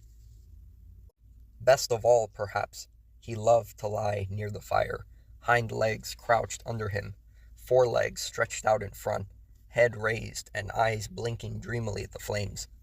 Sometimes he thought of Judge Miller's big house in the sun-kissed Santa Clara Valley, and of the cement swimming tank, and Isabel, the Mexican hairless, and Toots, the Japanese pug. But oftener he remembered the man in the red sweater, the death of Curly, the great fight with Spitz, and the good things he had eaten or would like to eat. He was not homesick. The Sunland was very dim and distant, and such memories had no power over him. Far more potent were the memories of his heredity that gave things he had never seen before a seeming familiarity. The instincts, which were but the memories of his ancestors, become habits, which had lapsed in later days, and still later in him quickened and became alive again. Sometimes as he crouched there, blinking dreamily at the flames, it seemed that the flames were of another fire, and that as he crouched by this other fire he saw another and different man from the half-breed cook before him. This other man was shorter of leg and longer of arm, with muscles that were stringy and knotty rather than rounded and swelling. The hair of this man was long and matted, and his head slanted back under it from the eyes. He uttered strange sounds, and seemed very much afraid of the darkness, into which he peered continually, clutching in his hand, which hung midway between knee and foot, a stick with a heavy stone made fast to the end. He was all but naked, a ragged and fire-scorched skin hanging part way down his back, but on his body there was much hair. In some places, across the chest and shoulders and down the outside of the arms and thighs, it was matted into almost a thick fur. He did not stand erect, but with trunk inclined forward from the hips, on legs that bent at the knees. About his body there was a peculiar springiness, or resiliency, almost cat-like, and a quick alertness as of one who lived in perpetual fear of things seen and unseen. At other times this hairy man squatted by the fire with head between his legs, and slept. On such occasions his elbows were on his knees, his hands clasped above his head as though to shed rain by the hairy arms. And beyond that fire, in the circling darkness, Buck could see many gleaming coals, 2 by 2, always 2 by 2, which he knew to be the eyes of great beasts of prey. And he could hear the crashing of their bodies through the undergrowth, and the noises they made in the night. And dreaming there by the Yukon bank, with lazy eyes blinking at the fire, These sounds and sights of another world would make the hair to rise along his back and stand on end across his shoulders and up his neck, till he whimpered low and suppressedly, or growled softly, and the half-breed cook shouted at him, "Hey, you Buck, wake up!" Whereupon the other world would vanish and the real world come into his eyes, and he would get up and yawn and stretch as though he had been asleep. It was a hard trip, with the mail behind them, and the heavy work wore them down. They were short of weight and in poor condition when they made Dawson, and should have had a 10 days or a week's rest at least. But in 2 days' time they dropped down the Yukon bank from the barracks, loaded with letters for the outside. The dogs were tired, the drivers grumbling, and to make matters worse, it snowed every day. This meant a soft trail, greater friction on the runners, and heavier pulling for the dogs. Yet the drivers were fair through it all, and did their best for the animals. Each night the dogs were attended to first. They ate before the drivers ate, and no man sought his sleeping robe till he had seen to the feet of the dogs he drove. Still, their strength went down. Since the beginning of the winter they had traveled 1,800 miles, dragging sleds the whole weary distance, and 1,800 miles will tell upon life of the toughest. Buck stood it, keeping his mates up to their work and maintaining discipline, though he too was very tired. Billy cried and whimpered regularly in his sleep each night. Joe was sourer than ever, and Solix was unapproachable, blind side or other side. But it was Dave who suffered most of all. Something had gone wrong with him. He became more morose and irritable, and when camp was pitched, at once made his nest, where his driver fed him. Once out of the harness and down, he did not get on his feet again till harness-up time in the morning. Sometimes, in the traces, when jerked by a sudden stoppage of the sled, or by straining to start it, he would cry out with pain. The driver examined him but could find nothing. All the drivers became interested in his case. They talked it over at mealtime, and over their last pipes before going to bed, and one night they held a consultation. He was brought from his nest to the fire, and was pressed and prodded till he cried out many times. Something was wrong inside, but they could locate no broken bones, could not make it out. By the time Cashier Bar was reached, he was so weak that he was falling repeatedly in the traces. The Scotch half-breed called a halt and took him out of the team, making the next dog, Solix, fast to the sled. His intention was to rest Dave, letting him run free behind the sled. Sick as he was, Dave resented being taken out, grunting and growling while the traces were unfastened, and whimpering broken-heartedly when he saw Solix in the position he had held and served for so long. For the pride of trace and trail was his, and, sick unto death, he could not bear that another dog should do his work. When the sled started, he floundered in the soft snow alongside the beaten trail, attacking Solix with his teeth, rushing against him and trying to thrust him off into the soft snow on the other side, striving to leap inside his traces and get between him and the sled, and all the while whining and yelping and crying with grief and pain. The half-breed tried to drive him away with the whip, but he paid no heed to the stinging lash, and the man had not the heart to strike harder. Dave refused to run quietly on the trail behind the sled, where the going was easy, but continued to flounder alongside in the soft snow, where the going was most difficult, till exhausted. Then he fell, and lay where he fell, howling lugubriously as the long train of sleds churned by. With the last remnant of his strength he managed to stagger along behind till the train made another stop, when he floundered past the sleds to his own, where he stood alongside Solix. His driver lingered a moment to get a light for his pipe from the man behind. Then he returned and started his dogs. They swung out on the trail with remarkable lack of exertion, turned their heads uneasily, and stopped in surprise. The driver was surprised too. The sled had not moved. He called his comrades to witness the sight. Dave had bitten through both of Solix's traces, and was standing directly in front of the sled in his proper place. He pleaded with his eyes to remain there. The driver was perplexed. His comrades talked of how a dog could break its heart through being denied the work that killed it, and recalled instances they had known where dogs, too old for the toil or injured, had died because they were cut out of the traces.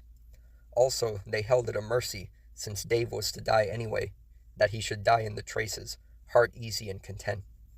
So he was harnessed in again, and proudly he pulled as of old, though more than once he cried out involuntarily from the bite of his inward hurt.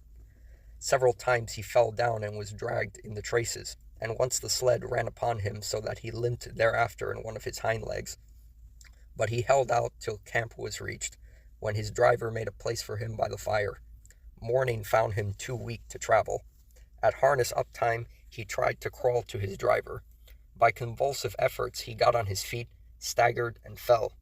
Then he wormed his way forward slowly toward where the harnesses were being put on his mates. He would advance his forelegs and drag up his body with a sort of hitching movement, when he would advance his forelegs and hitch ahead again for a few more inches. His strength left him, and the last his mates saw of him he lay gasping in the snow and yearning toward them. But they could hear him mournfully howling till they passed out of sight behind a belt of river timber. Here the train was halted. The Scotch half-breed slowly retraced his steps to the camp they had left. The men ceased talking. A revolver shot rang out. The man came back hurriedly. The whips snapped. The bells tinkled merrily. The sleds churned along the trail. But Buck knew, and every dog knew, what had taken place behind the belt of river trees. 5. The toil of trace and trail. 30 days from the time it left Dawson, the saltwater mail, with Buck and his mates at the fore, arrived at Skagway. They were in a wretched state, worn out and worn down. Buck's 140 pounds had dwindled to 115. The rest of his mates, though lighter dogs, had relatively lost more weight than he. Pike, the malingerer, who in his lifetime of deceit had often successfully feigned a hurt leg, was now limping in earnest. Sullox was limping, and Dub was suffering from a wrenched shoulder blade. They were all terribly footsore. No spring or rebound was left in them. Their feet fell heavily on the trail, jarring their bodies and doubling the fatigue of a day's travel. There was nothing the matter with them except that they were dead tired. It was not the dead tiredness that comes through brief and excessive effort, from which recovery is a matter of hours, but it was the dead tiredness that comes through the slow and prolonged strength drainage of months of toil. There was no power of recuperation left, no reserve strength to call upon. It had been all used, the last least bit of it. Every muscle, every fiber, every cell was tired, dead tired, and there was reason for it. In less than 5 months they had traveled 2,500 miles, during the last 1,800 of which they had had but 5 days' rest. When they arrived at Skagway, they were apparently on their last legs. They could barely keep the traces taut, and on the downgrades just managed to keep out of the way of the sled. "Mush on, poor sore feets," the driver encouraged them as they tottered down the main street of Skagway. "This is the last. Then we get one long rest, eh? For sure, one bully long rest." The drivers confidently expected a long stopover. Themselves, they had covered 1,200 miles with 2 days' rest, and in the nature of reason and common justice they deserved an interval of loafing. But so many were the men who had rushed into the Klondike, and so many were the sweethearts, wives, and kin that had not rushed in, that the congested mail was taking on Alpine proportions. Also, there were official orders. Fresh batches of Hudson Bay dogs were to take the places of those worthless for the trail. The worthless ones were to be got rid of, and, since dogs count for little against dollars, they were to be sold. 3 days passed, by which time Buck and his mates found how really tired and weak they were. Then, on the morning of the 4th day, 2 men from the States came along, and bought them, harness and all, for a song. The men addressed each other as Hal and Charles.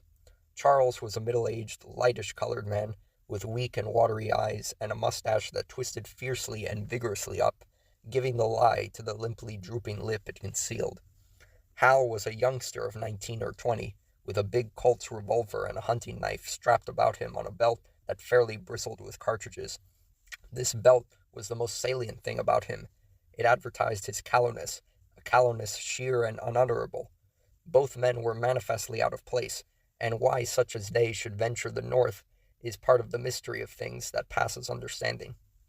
Buck heard the chaffering, saw the money pass between the man and the government agent, and knew that the Scotch half-breed and the mail train drivers were passing out of his life on the heels of Parole and Francois and the others who had gone before. When driven with his mates to the new owner's camp, Buck saw a slipshod and slovenly affair. Tent half-stretched, dishes unwashed, everything in disorder. Also, he saw a woman. Mercedes, the men called her. She was Charles's wife and Hal's sister. A nice family party. Buck watched them apprehensively as they proceeded to take down the tent and load the sled. There was a great deal of effort about their manner, but no businesslike method. The tent was rolled into an awkward bundle 3 times as large as it should have been. The tin dishes were packed away unwashed. Mercedes continually fluttered in the way of her men and kept up an unbroken chattering of remonstrance and advice. When they put a clothes sack on the front of the sled, she suggested it should go on the back, and when they had put it on the back and covered it over with a couple of other bundles, she discovered overlooked articles which could abide nowhere else but in that very sack, and they unloaded it again. 3 men from a neighboring tent came out and looked on, grinning and winking at one another. "You've got a right smart load as it is," said one of them, "and it's not me should tell you your business, but I wouldn't tote that tent along if I was you." "Undreamed of," cried Mercedes, throwing up her hands in dainty dismay. "However in the world could I manage without a tent?" "It's springtime, and you won't get any more cold weather," the man replied. She shook her head decidedly, and Charles and Hal put the last odds and ends on top the mountainous load. "Think it'll ride?" one of the men asked. "Why shouldn't it?" Charles demanded rather shortly. "Oh, that's all right, the man hastened meekly to say. "I was just a-wonderin', that is all. It seemed a mite top-heavy." Charles turned his back and drew the lashings down as well as he could, which was not in the least well. "And of course the dogs can hike along all day with that contraption behind them," affirmed the second of the men. "Certainly," said Hal, with freezing politeness, taking hold of the gee-pole with one hand and swinging his whip from the other. "Mush!" he shouted. "Mush on there!" The dogs sprang against the breastbands, strained hard for a few moments, then relaxed. They were unable to move the sled. "The lazy brutes, I'll show them," he cried, preparing to lash out at them with the whip. But Mercedes interfered, crying, "Oh, Hal, you mustn't," as she caught hold of the whip and wrenched it from him. "The poor dears. Now you must promise you won't be harsh with them for the rest of the trip, or I won't go a step." "Precious lot you know about dogs," her brother sneered, "and I wish you'd leave me alone. They're lazy, I tell you, and you've got to whip them to get anything out of them. That's their way. You ask any one. Ask one of those men." Mercedes looked at them imploringly, untold repugnance at the sight of pain written in her pretty face. "They're weak as water, if you want to know," came the reply from one of the men. "Plumb tuckered out, that's what's the matter. They need a rest." "Rest be blanked," said Hal, with his beardless lips, and Mercedes said, "Oh," in pain and sorrow at the oath. But she was a clannish creature, and rushed at once to the defense of her brother. "Never mind that man," she said pointedly. "You're driving our dogs, and you do what you think best with them." Again Hal's whip fell upon the dogs. They drew themselves against the breastbands, dug their feet into the packed snow, got down low to it, and put forth all their strength. The sled held as though it were an anchor. After 2 efforts, they stood still, panting. The whip was whistling savagely, when once more Mercedes interfered.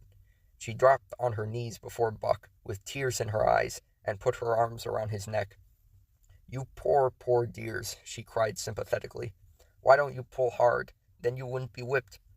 Buck did not like her, but he was feeling too miserable to resist her, taking it as part of the day's miserable work. One of the onlookers, who had been clenching his teeth to suppress hot speech, now spoke up. "It's not that I care a whoop what becomes of you, but for the dog's sake, I just want to tell you, you can help them a mighty lot by breaking out that sled. The runners are froze fast. Throw your weight against the gee-pole, right and left, and break it out." A 3rd time the attempt was made, but this time, following the advice, Hal broke out the runners which had been frozen to the snow. The overloaded and unwieldy sled forged ahead, Buck and his mates struggling frantically under the rain of blows. 100 yards ahead, the path turned and sloped steeply into the main street. It would have required an experienced man to keep the top-heavy sled upright, and Hal was not such a man. As they swung on the turn, the sled went over, spilling half its load through the loose lashings. The dogs never stopped.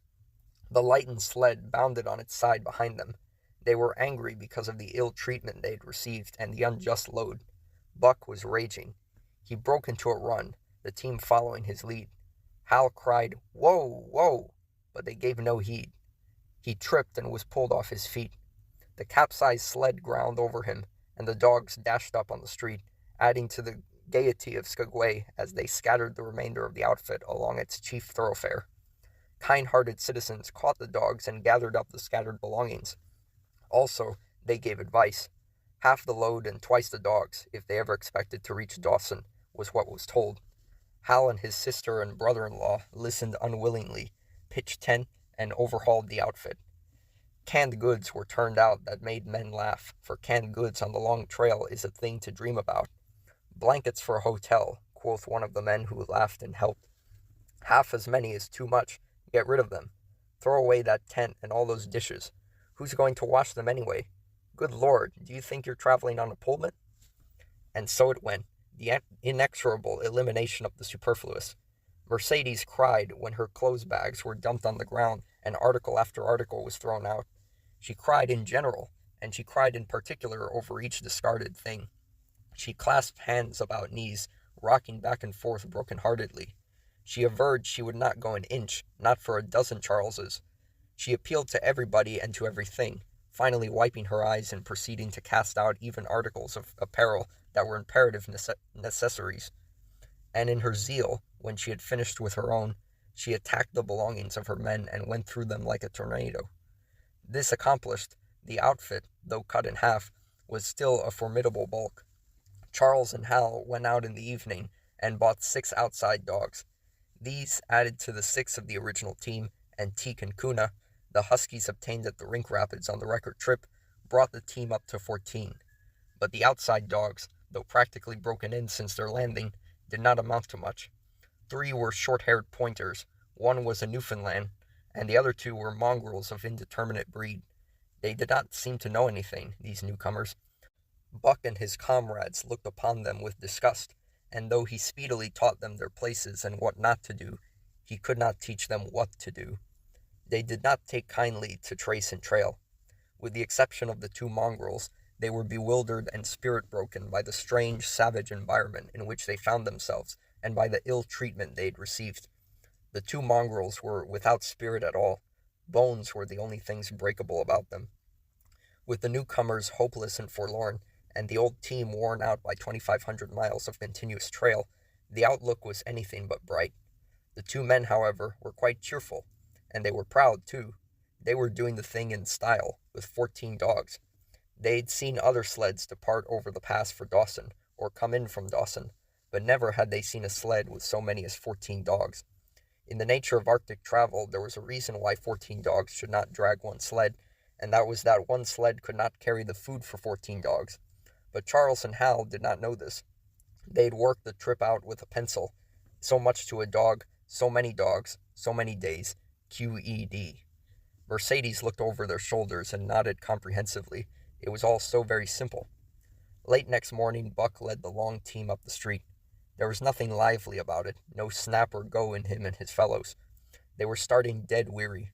4 times he had covered the distance between Saltwater and Dawson, and the knowledge that, jaded and tired, he was facing the same trail once more, made him bitter. His heart was not in the work, nor was the heart of any dog. The outsides were timid and frightened, the insides without confidence in their masters. Buck felt vaguely that there was no depending upon these 2 men and the woman. They did not know how to do anything, and as the days went by it became apparent that they could not learn. They were slack in all things, without order or discipline. It took them half the night to pitch a slovenly camp, and half the morning to break that camp and get the sled loaded and fashioned so slovenly that for the rest of the day they were occupied in stopping and rearranging the load. Some days they did not take 10 miles. On other days they were unable to get started at all. And on no day did they succeed in making more than half the distance used by the men as a basis in their dog food computation. It was inevitable that they should go short on dog food, but they hastened it by overfeeding, bringing the day nearer when underfeeding would commence. The outside dogs, whose digestions had not been trained by chronic famine to make the most of little, had voracious appetites. And when, in addition to this, the worn-out huskies pulled weakly, Hal decided that the orthodox ration was too small. He doubled it. And to cap it all, when Mercedes, with tears in her pretty eyes and a quaver in her throat, could not cajole him into giving the dogs still more, she stole from the fish sacks and fed them slyly. But it was not food that Buck and the huskies needed, but rest, and though they were making poor time, the heavy load they dragged sapped their strength severely. Then came the underfeeding. Hal awoke one day to the fact that his dog food was half gone, and the distance only quarter covered. Further, that for love or money no additional dog food was to be obtained. So he cut down even the orthodox ration, and tried to increase the day's travel. His sister and brother-in-law seconded him, but they were frustrated by their heavy outfit and their own incompetence. It was a simple matter to give the dogs less food, but it was impossible to make the dogs travel faster, while their own inability to get under way earlier in the morning prevented them from traveling longer hours. Not only did they not know how to work dogs, but they did not know how to work themselves. The first to go was Dub. Poor blundering thief that he was, always getting caught and punished, he had nonetheless been a faithful worker. His wrenched shoulder blade, untreated and unrested, went from bad to worse, till finally Hal shot him with the big Colt's revolver. It is the saying of the country that an outside dog starves to death on the ration of the husky, so the 6 outside dogs under Buck could do no less than die on half the ration of the husky. The Newfoundland went first, followed by the 3 short-haired pointers, the 2 mongrels hanging more grittily onto life, but going in the end. By this time, all the amenities and gentlenesses of the Southland had fallen away from the 3 people. Shorn of its glamour and romance, Arctic travel became to them a reality too harsh for their manhood and womanhood. Mercedes ceased weeping over the dogs, being too occupied with weeping over herself and with quarreling with her husband and brother. To quarrel was the one thing they were never weary to do. Their irritability arose out of their misery, increased with it, doubled upon it, outdistanced it. The wonderful patience of the trail, which comes to men who toil hard and suffer sore, and remain sweet of speech and kindly, did not come to these 2 men and the woman. They had no inkling of such a patience. They were stiff and in pain, their muscles ached, their bones ached, their very hearts ached, and because of this they became sharp of speech, and hard words were first on their lips in the morning, and last at night. Charles and Hal wrangled whenever Mercedes gave them a chance. It was the cherished belief of each that he did more than his share of work, and neither forbore to speak his belief at every opportunity. Sometimes Mercedes sided with her husband, sometimes with her brother. The result was a beautiful and unending family quarrel, starting from a dispute as to which should chop a few sticks for the fire, a dispute which concerned only Charles and Hal. Presently would be lugged in the rest of the family, fathers, mothers, uncles, cousins, people thousands of miles away, and some of them dead. That Hal's views on art, or the sort of society plays his mother's brother wrote, should have anything to do with the chopping of a few sticks of firewood passes comprehension.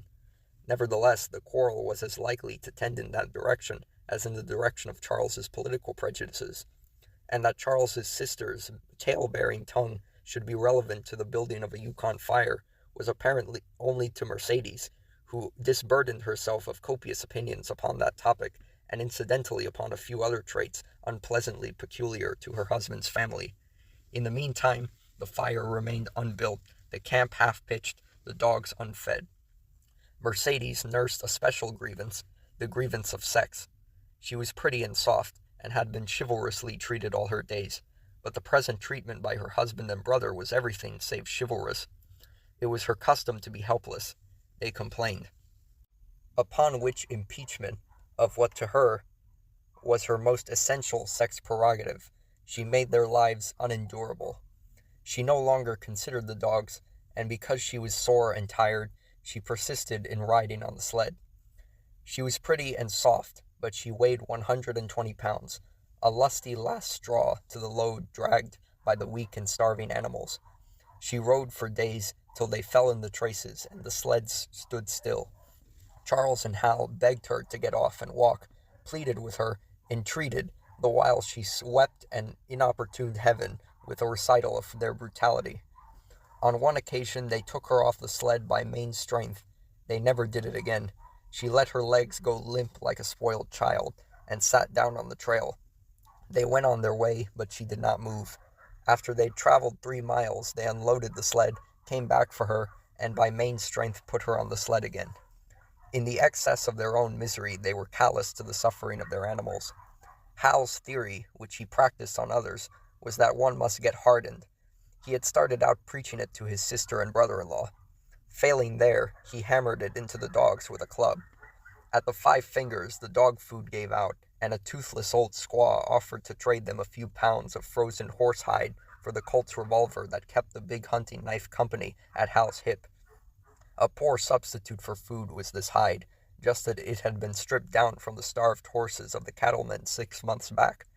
In its frozen state, it was more like strips of galvanized iron, and when a dog wrestled it into his stomach, it thawed into thin and nutritious leathery strings and into a mass of short hair, irritating and indigestible.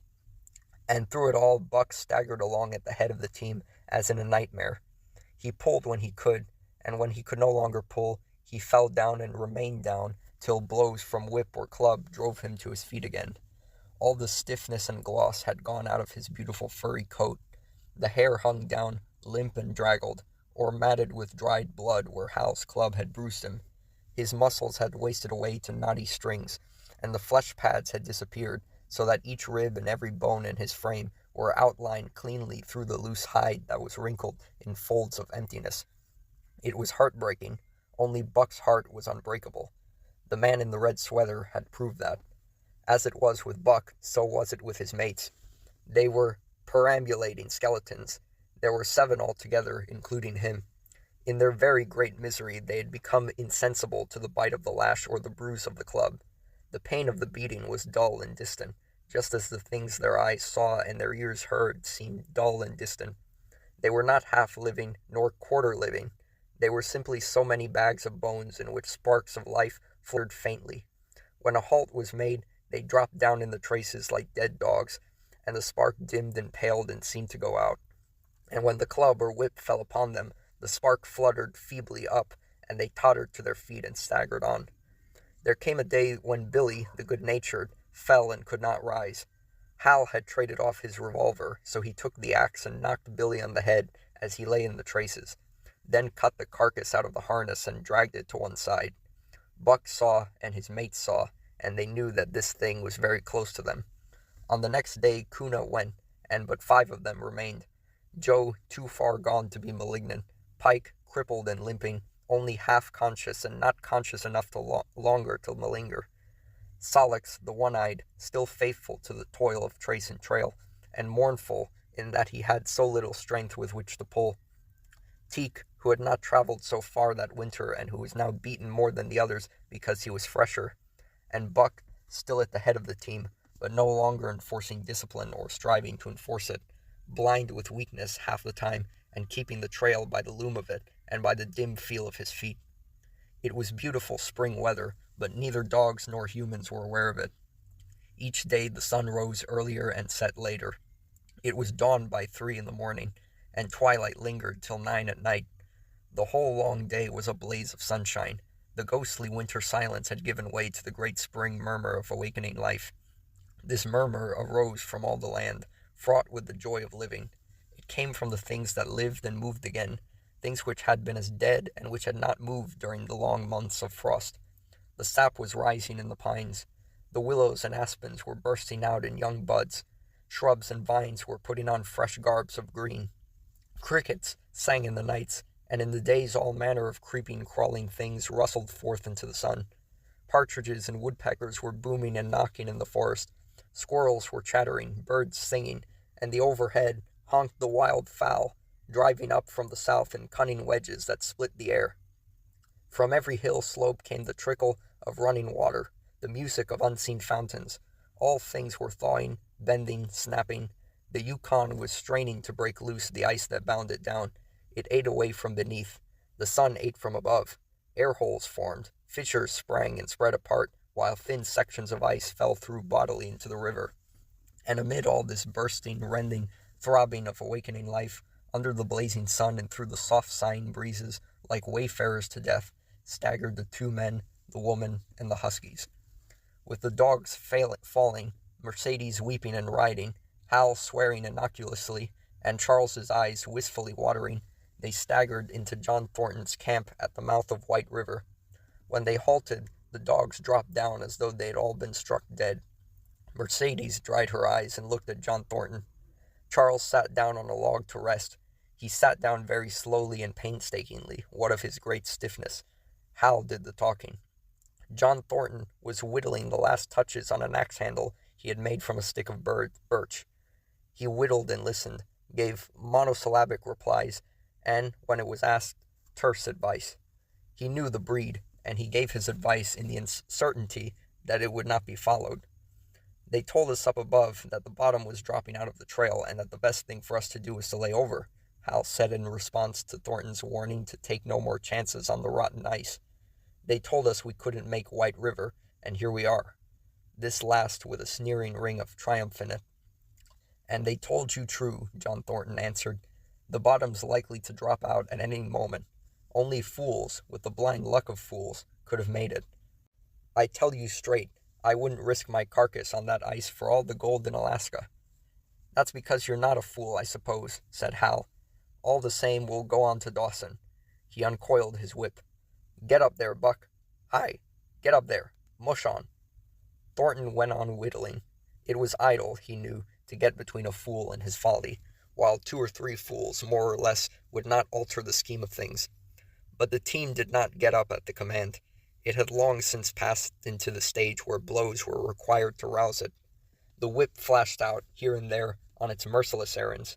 John Thornton compressed his lips. Solix was the first to crawl to his feet. Teek followed. Joe came next, yelping with pain. Pike made painful efforts. Twice he fell over, when half up, and on the third attempt managed to rise. Buck made no effort. He lay quietly where he had fallen. The lash bit into him again and again, but he neither whined nor struggled. Several times Thornton started, as though to speak, but changed his mind. A moisture came into his eyes, and, as the whipping continued, he arose and walked irresolutely up and down. This was the first time Buck had failed, in itself a sufficient reason to drive Hal into a rage. He exchanged the whip for the customary club.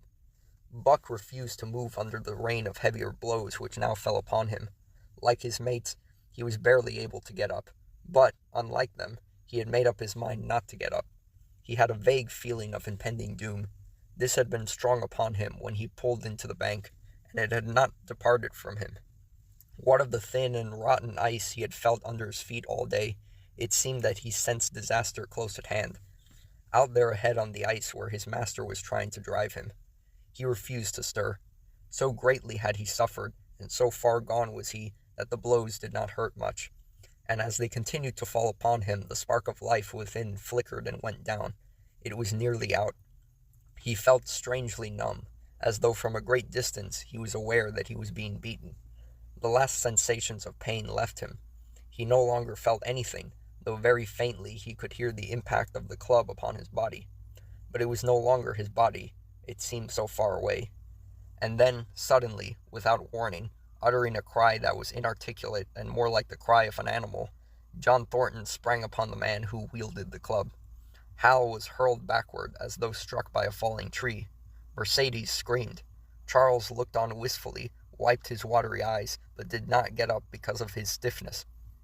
John Thornton stood over Buck, struggling to control himself, too convulsed with rage to speak. "If you strike that dog again, I'll kill you," he at last managed to say in a choking voice.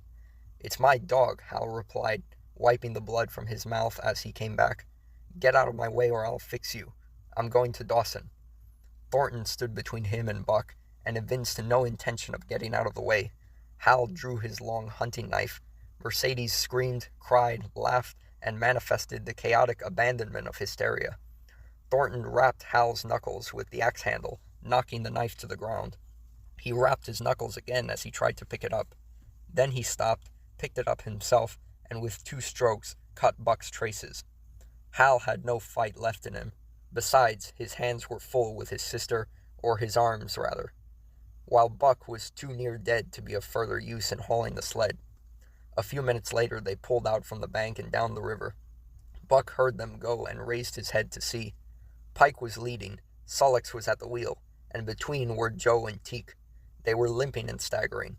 Mercedes was riding the loaded sled, Hal guided at the G-pole, and Charles stumbled along in the rear. As Buck watched them, Thornton knelt beside him and with rough, kindly hands searched for broken bones. By the time his search had disclosed nothing more than many bruises and a state of terrible starvation, the sled was a quarter of a mile away. Dog and man watched it crawling along over the ice.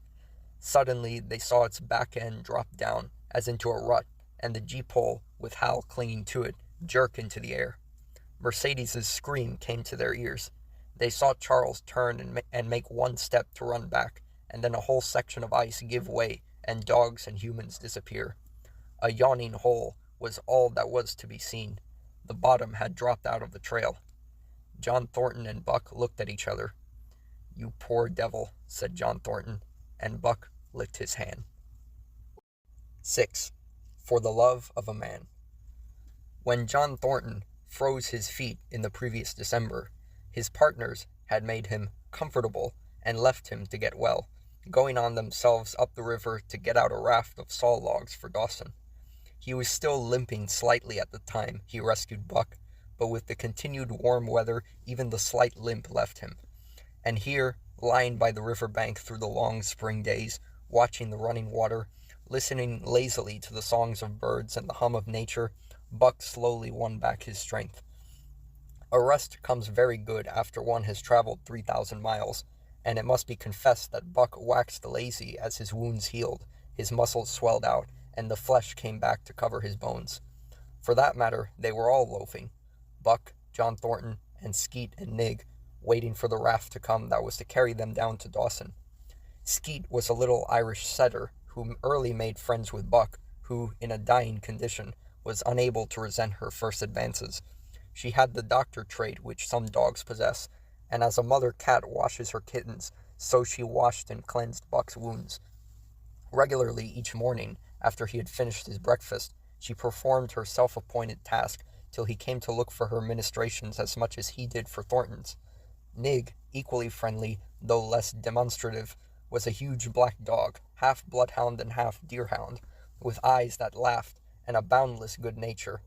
To Buck's surprise, these dogs manifested no jealousy toward him. They seemed to share the kindliness and largeness of John Thornton. As Buck grew stronger, they enticed him into all sorts of ridiculous games, in which Thornton himself could not forbear to join, and in this fashion Buck romped through his convalescence and into a new existence. Love, genuine passionate love, was his for the first time. This he had never experienced at Judge Miller's down in the sun-kissed Santa Clara Valley. With the judge's sons, hunting and tramping, it had been a working partnership. With the judge's grandsons, a sort of pompous guardianship, and with the judge himself, a stately and dignified friendship. But love that was feverish and burning, that was adoration, that was madness, it had taken John Thornton to arouse. This man had saved his life, which was something, but, further, he was the ideal master.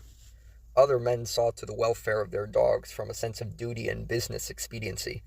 He saw to the welfare of his as if they were his own children, because he could not help it. And he saw further.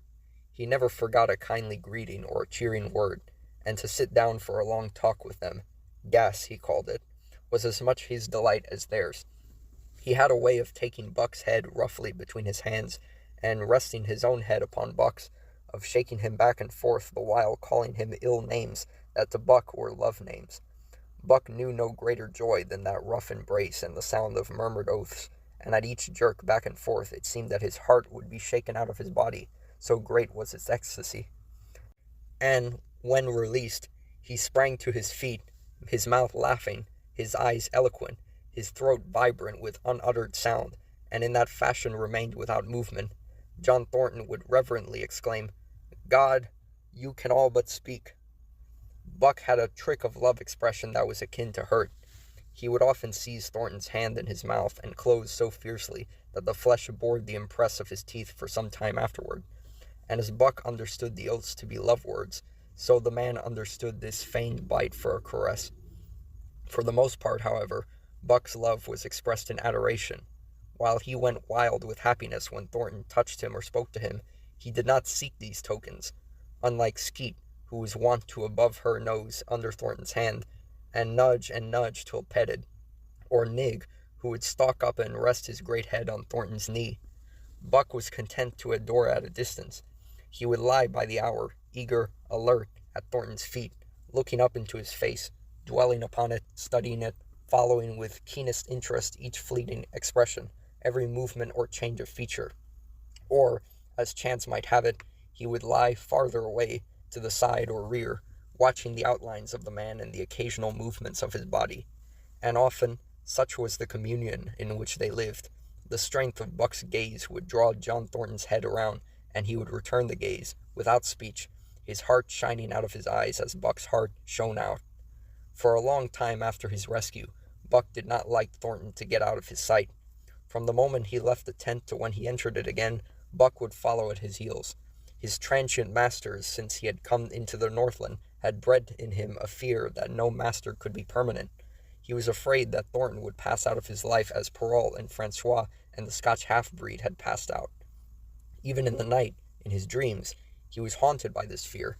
At such times he would shake off sleep and creep through the chill to the flap of the tent, where he would stand and listen to the sound of his master's breathing.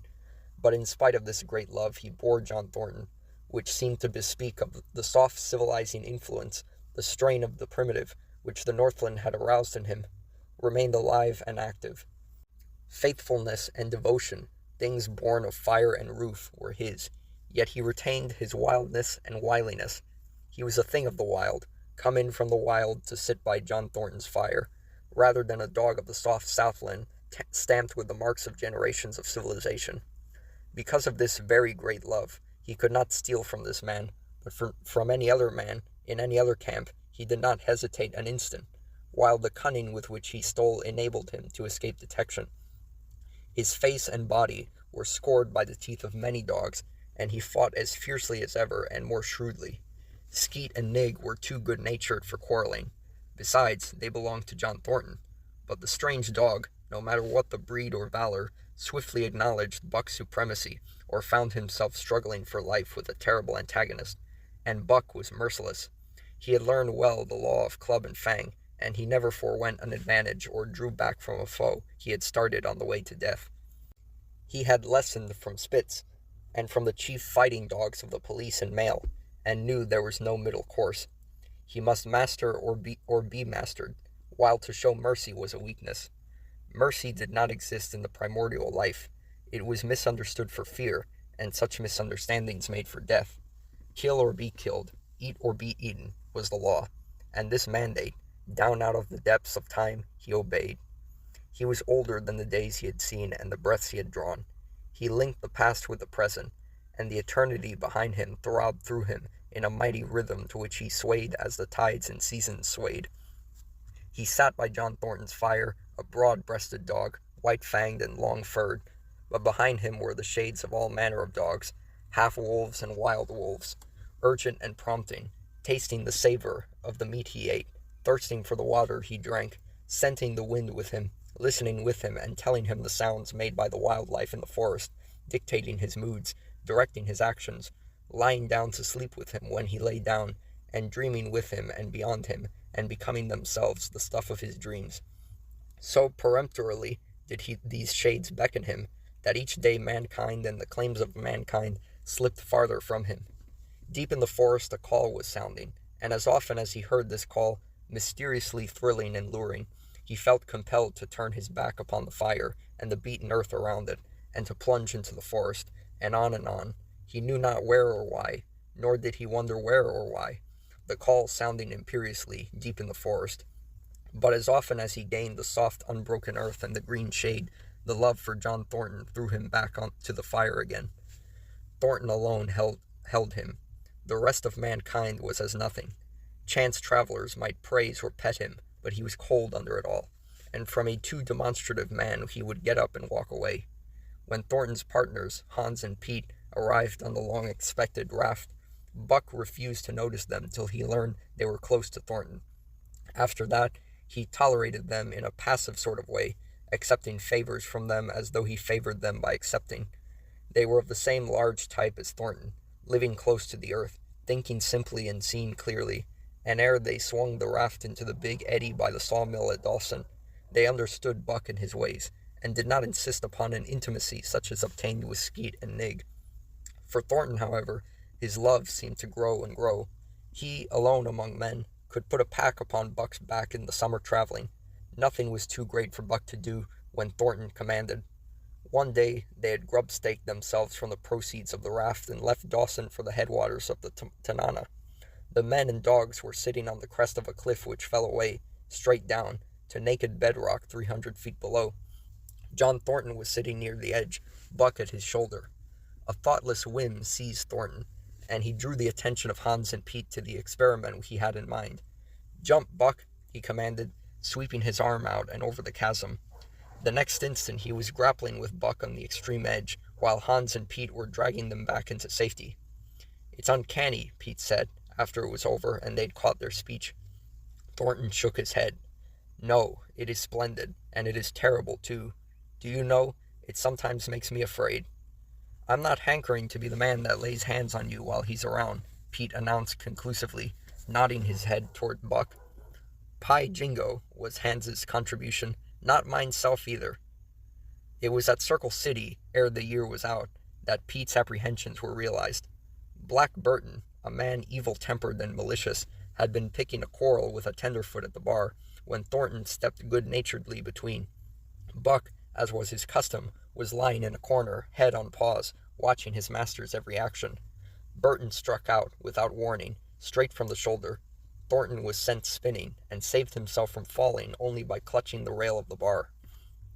Those who were looking on heard what was neither bark nor yelp, but a something which is best described as a roar, and they saw Buck's body rise up in the air as he left the floor for Burton's throat. The man saved his life by instinctively throwing out his arms, but was hurled backward to the floor with Buck on top of him.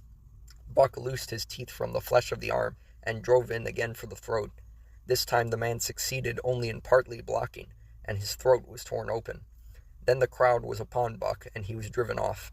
But while a surgeon checked the bleeding, he prowled up and down, growling furiously, attempting to rush in, and being forced back by an array of hostile clubs. A miners' meeting, called on the spot, decided that the dog had sufficient provocation, and Buck was discharged. But his reputation was made, and from that day his name spread through every camp in Alaska.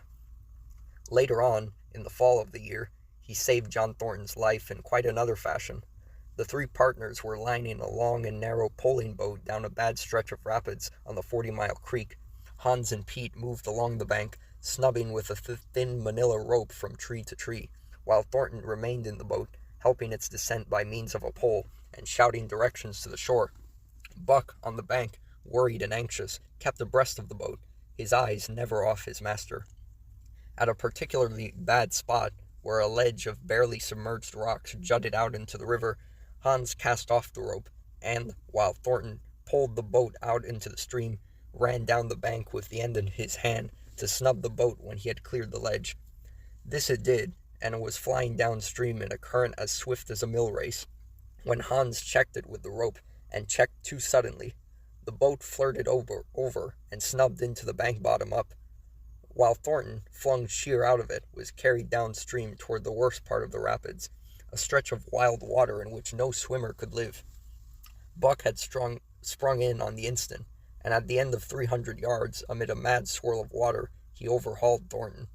When he felt him grasp his tail, Buck headed for the bank, swimming with all his splendid strength, but the progress shoreward was slow, the progress downstream amazingly rapid. From below came the fatal roaring, where the wild current went wilder, and was rent in shreds and spray by the rocks, which thrust through like the teeth of an enormous comb. The suck of the water as it took the beginning of the last steep pitch was frightful, and Thornton knew that the shore was impossible. He scraped furiously over a rock, bruised across a second, and struck a third with crushing force. He clutched its slippery top with both hands, releasing Buck, and above the roar of the churning water shouted, "Go, Buck, go!" Buck could not hold his own, and swept on downstream, struggling desperately, but unable to win back. When he heard Thornton's command repeated, he partly reared out of the water, throwing his head high, as though for a last look, then turned obediently toward the bank. He swam powerfully, and was dragged ashore by Pete and Hans, at the very point where swimming ceased to be possible, and destruction began. They knew that the time a man could cling to a slippery rock in the face of that driving current was a matter of minutes, and they ran as fast as they could up the bank to a point far above where Thornton was hanging on. They attached the line with which they had been snubbing the boat to Buck's neck and shoulders, being careful that it should neither strangle him nor impede his swimming, and launched him into the stream. He struck out boldly, but not straight enough into the stream. He discovered the mistake too late, when Thornton was abreast of him, and a bare half-dozen strokes away while he was being carried helplessly past. Hans promptly snubbed with the rope, as though Buck were a boat. The rope thus tightening on him in the sweep of the current, he was jerked under the surface, and under the surface he remained till his body struck against the bank, and he was hauled out. He was half drowned, and Hans and Pete threw themselves upon him, pounding the breath into him and the water out of him. He staggered to his feet and fell down. The faint sound of Thornton's voice came to them, and though they could not make out the words of it, they knew that he was in his extremity. His master's voice acted on Buck like an electric shock. He sprang to his feet and ran up to the bank ahead of the men to the point of his previous departure. Again the rope was attached and he was launched, and again he struck out, but this time straight into the stream. He had miscalculated once, but he would not be guilty of it a second time. Hans paid out the rope, permitting no slack, while Pete kept it clear of coils. Buck held on till he was on a line straight above Thornton. Then he turned, and with the speed of an express train headed down upon him. Thornton saw him coming, and, as Buck struck him like a battering ram, with the whole force of the current behind him, he reached up and closed with both arms around the shaggy neck. Hans snubbed the rope around the tree, and Buck and Thornton were jerked under the water. Strangling, suffocating, sometimes one uppermost and sometimes the other, dragging over the jagged bottom, smashing against rocks and snags, they veered into the bank. Thornton came to, belly downward, and being violently propelled back and forth across a drift log by Hans and Pete. His first glance was for Buck, over whose limp and apparently lifeless body Nig was setting up a howl, while Skeet was licking the wet face and closed eyes. Thornton was himself bruised and battered, and he went carefully over Buck's body when he had been brought around, finding 3 broken ribs. "That settles it," he announced. "We camp right here." And camp they did, till Buck's ribs knitted and he was able to travel. That winter, at Dawson, Buck performed another exploit, not so heroic, perhaps, but one that put his name many notches higher on the totem pole of Alaskan fame. This exploit was particularly gratifying to the 3 men, for they stood in need of the outfit which it had furnished, and were enabled to make a long-desired trip into the Virgin East, where miners had not yet appeared. It was brought about by a conversation in the El Dorado saloon, in which men waxed boastful of their favorite dogs. Buck, because of his record, was the target for these men, and Thornton was driven stoutly to defend him. At the end of half an hour, one man stated that his dog could start a sled with 500 pounds and walk off with it. A second bragged 600 for his dog, a third 700. "Pooh, pooh," said John Thornton. "Buck can start 1,000 pounds." "And break it out, and walk off with it for 100 yards?" demanded Mathewson, a bonanza king, he of the 700 vaunt. "And break it out, and walk off with it for 100 yards, John Thornton said coolly. "Well," Mathewson said, slowly and deliberately, so that all could hear, "I've got $1,000 that says he can't, and there it is." So saying, he slammed a sack of gold dust of the size of a bologna sausage down upon the bar. Nobody spoke. Thornton's bluff, if bluff it was, had been called. He could feel a flush of warm blood creeping up his face. His tongue had tricked him. He did not know whether Buck could start 1,000 pounds, half a ton. The enormousness of it appalled him. He had great faith in Buck's strength and had often thought him capable of starting such a load, but never, as now, had he faced the possibility of it, the eyes of a dozen men fixed upon him, silent and waiting. Further, he had no $1,000, nor had Hans or Pete. "I've got a sled standing outside now, with 20 50-pound sacks of flour on it," Mathewson went on with brutal directness, "so don't let that hinder you." Thornton did not reply. He did not know what to say. He glanced from face to face in the absent way of a man who has lost the power of thought and is seeking somewhere to find the thing that will start it going again. The face of Jim O'Brien, a Mastodon king, an old-time comrade, caught his eyes. It was as a cue to him, seeming to rouse him to do what he would never have dreamed of doing. "Can you lend me 1,000?" he asked, almost in a whimper. "Sure," answered O'Brien, thumping down a plethoric sack by the side of Matthewson's. "Though it's little faith I'm having, John, that the beast can do the trick." The Eldorado emptied its occupants into the street to see the test. The tables were deserted, and the dealers and gamekeepers came forth to see the outcome of the wager and to lay odds. Several hundred men, furred and mittened, banked around the sled within easy distance. Matthewson's sled, loaded with 1,000 pounds of flour, had been standing for a couple of hours, and in the intense cold, it was 60 below zero, the runners had frozen fast to the hard-packed snow. Men offered odds of 2-1 that Buck could not budge the sled. A quibble arose concerning the phrase "break out." O'Brien contended it was Thornton's privilege to knock the runners loose, leaving Buck to break it out from a dead standstill. Matthewson insisted that the phrase included breaking the runners from the frozen grip of the snow. A majority of the men who had witnessed the making of the bet decided in his favor, whereat the odds went up to 3-1 against Buck. There were no takers. Not a man believed him capable of the feat. Thornton had been hurried into the wager, heavy with doubt, and now that he looked at the sled itself, the concrete fact, with the regular team of 10 dogs curled up in the snow before it, the more impossible the task appeared. Matthewson waxed jubilant. 3-1, he proclaimed. "I'll lay you another 1,000 at that figure, Thornton. What do you say?" Thornton's doubt was strong in his face, but his fighting spirit was aroused. The fighting spirit that soars above odds, fails to recognize the impossible, and is deaf to all save the clamor for battle. He called Hans and Pete to him. Their sacks were slim, and with his own, the three partners could rake together only $200. In the ebb of their fortunes, this sum was their total capital, yet they laid it unhesitatingly against Matthewson's 600. The team of 10 dogs was unhitched, and Buck, with his own harness, was put into the sled.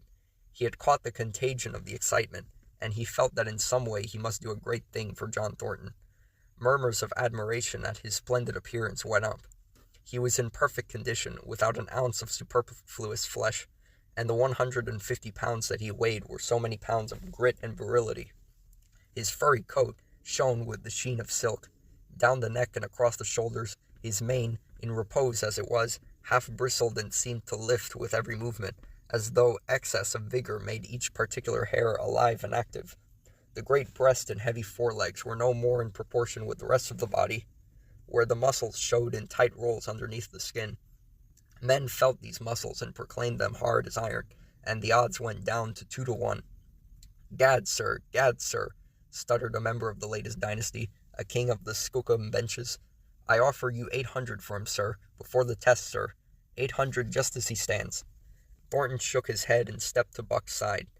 "You must stand off from him," Matthewson protested. "Free play and plenty of room." The crowd fell silent. Only could be heard the voices of the gamblers vainly offering 2-1. Everybody acknowledged Buck a magnificent animal, but 20 50-pound sacks of flour bulked too large in their eyes for them to loosen their pouch strings. Thornton knelt down by Buck's side. He took his head into his two hands and rested cheek on cheek. He did not playfully shake him, as was his wont, or murmur soft love curses, but he whimpered in his ear. "As you love me, Buck, as you love me," was what he whispered. Buck whined with suppressed eagerness. The crowd was watching curiously.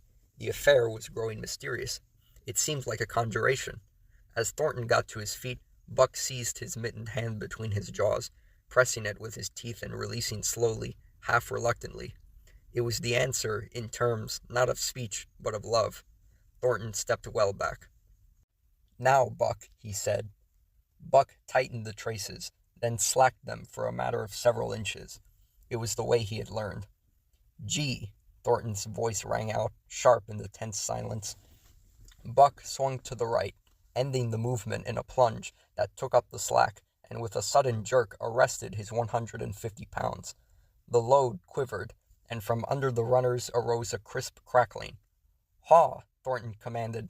Buck duplicated the maneuver, this time to the left. The crackling turned into a snapping, the sled pivoting, and the runners slipping and grating several inches to the side. The sled was broken out. Men were holding their breaths, intensely unconscious of the fact. "Now, mush!" Thornton's command cracked out like a pistol shot. Buck threw himself forward, tightening the traces with a jarring lunge. His whole body was gathered compactly together in the tremendous effort, the muscles writhing and knotting like live things under the silky fur.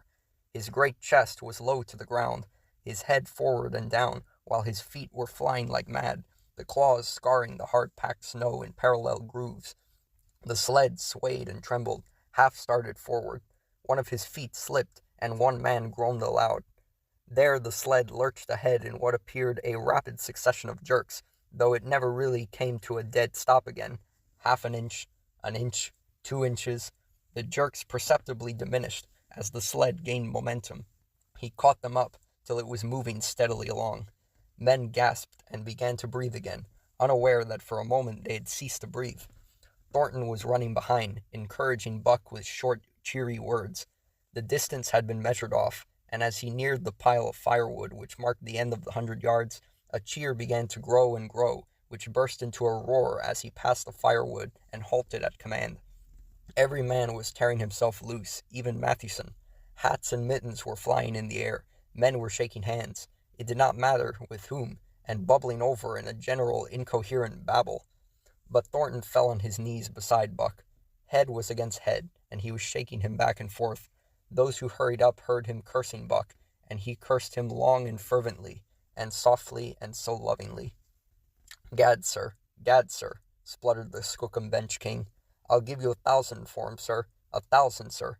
1,200, sir. Thornton rose to his feet. His eyes were wet. The tears were streaming frankly down his cheeks. Sir, he said to the Skookum Bench King, no, sir. You can go to hell, sir. It's the best I can do for you, sir. Buck seized Thornton's hand in his teeth. Thornton shook him back and forth, as though animated by a common impulse. The onlookers drew back to a respectful distance, nor were they again indiscreet enough to interrupt. 7. The sounding of the call. When Buck earned $1,600 in 5 minutes for John Thornton, he made it possible for his master to pay off certain debts and to journey with his partners into the East after a fabled lost mine, the history of which was as old as the history of the country. Many men had sought it, few had found it, and more than a few there were who had never returned from the quest. This lost mine was steeped in tragedy and shrouded in mystery. No one knew of the first man. The oldest tradition stopped before it got back to him. From the beginning there had been an ancient and ramshackle cabin. Dying men had sworn to it, and to the mine the site of which it marked, clinching their testimony with nuggets that were unlike any known grade of gold in the Northland. But no living man had looted this treasure house, and the dead were dead, wherefore John Thornton and Pete and Hans, with Buck and half a dozen other dogs, faced into the East on an unknown trail to achieve where men and dogs as good as themselves had failed. They sledded 70 miles up the Yukon, swung to the left into the Stewart River, past the Mayo and the McQuestion, and held on until the Stewart itself became a streamlet, threading the upstanding peaks which marked the backbone of the continent. John Thornton asked little of man or nature. He was unafraid of the wild. With a handful of salt and a rifle, he could plunge into the wilderness and fare wherever he pleased and as long as he pleased. Being in no haste, Indian fashion, he hunted his dinner in the course of the day's travel, and if he failed to find it, like the Indians, he kept on traveling, secure in the knowledge that sooner or later he would come to it. So, on this great journey into the East, straight meat was the bill of fare, ammunition and tools principally made up the load on the sled, and the time card was drawn upon the limitless future. To Buck, it was boundless delight, this hunting, fishing, and indefinite wandering through strange places. For weeks at a time they would hold on steadily, day after day, and for weeks upon end they would camp, here and there, the dogs loafing and the men burning holes through frozen muck and gravel and washing countless pans of dirt by the heat of the fire. Sometimes they went hungry, sometimes they feasted riotously, all according to the abundance of game and the fortune of hunting. Summer arrived, and dogs and men packed on their backs, rafted across blue mountain lakes, and descended or ascended unknown rivers in slender boats, whipsawed from the standing forest. The months came and went, and back and forth they twisted through the uncharted vastness, where no men were, and yet where men had been if the lost cabin were true. They went across divides in summer blizzards, shivered under the midnight sun on naked mountains between the timberline and the eternal snows, dropped into summer valleys amid swarming gnats and flies, and in the shadows of glaciers picked strawberries and flowers as ripe and fair as any the Southland could boast. In the fall of the year they penetrated a weird lake country, sad and silent, where wild fowl had been, but where then there was no life nor sign of life, only the blowing of chill winds, the forming of ice in sheltered places, and the melancholy rippling of waves on lonely beaches. And through another winter they wandered on the obliterated trails of men who had gone before. Once they came upon a path blazed through the forest, an ancient path, and the lost cabin seemed very near. But the path began nowhere and ended nowhere, and it remained mystery, as the man who made it and the reason he made it remained mystery. Another time they chanced upon the time-graven wreckage of a hunting lodge, and amid the shreds of rotted blankets John Thornton found a long-barreled flintlock. He knew it for a Hudson Bay Company gun of the young days in the Northwest, when such a gun was worth its height in beaver skins packed flat. And that was all. No hint as to the man who in an early day had reared the lodge and left the gun among the blankets. Spring came on once more, and at the end of all their wandering they found, not the lost cabin, but a shallow placer in a broad valley where the gold showed like yellow butter across the bottom of the washing pan. They sought no farther. Each day they worked earned them thousands of dollars in clean dust and nuggets, and they worked every day. The gold was sacked in moose-hide bags, 50 pounds to the bag, and piled like so much firewood outside the Spruce Bough Lodge. Like giants they toiled, days flashing on the heels of days like dreams as they heaped the treasure up. There was nothing for the dogs to do, save the hauling in of meat now and again that Thornton killed, and Buck spent long hours musing by the fire. The vision of the short-legged hairy man came to him more frequently, now that there was little work to be done, and often, blinking by the fire, Buck wandered with him in that other world which he remembered. The salient thing of this other world seemed fear. When he watched the hairy man sleeping by the fire, head between his knees and hands clasped above, Buck saw that he slept restlessly, with many starts and awakenings, at which times he would peer fearfully into the darkness and fling more wood upon the fire. Did they walk by the beach of a sea, where the hairy man gathered shellfish and ate them as he gathered? It was with eyes that roved everywhere for hidden danger, and with legs prepared to run like the wind at its first appearance.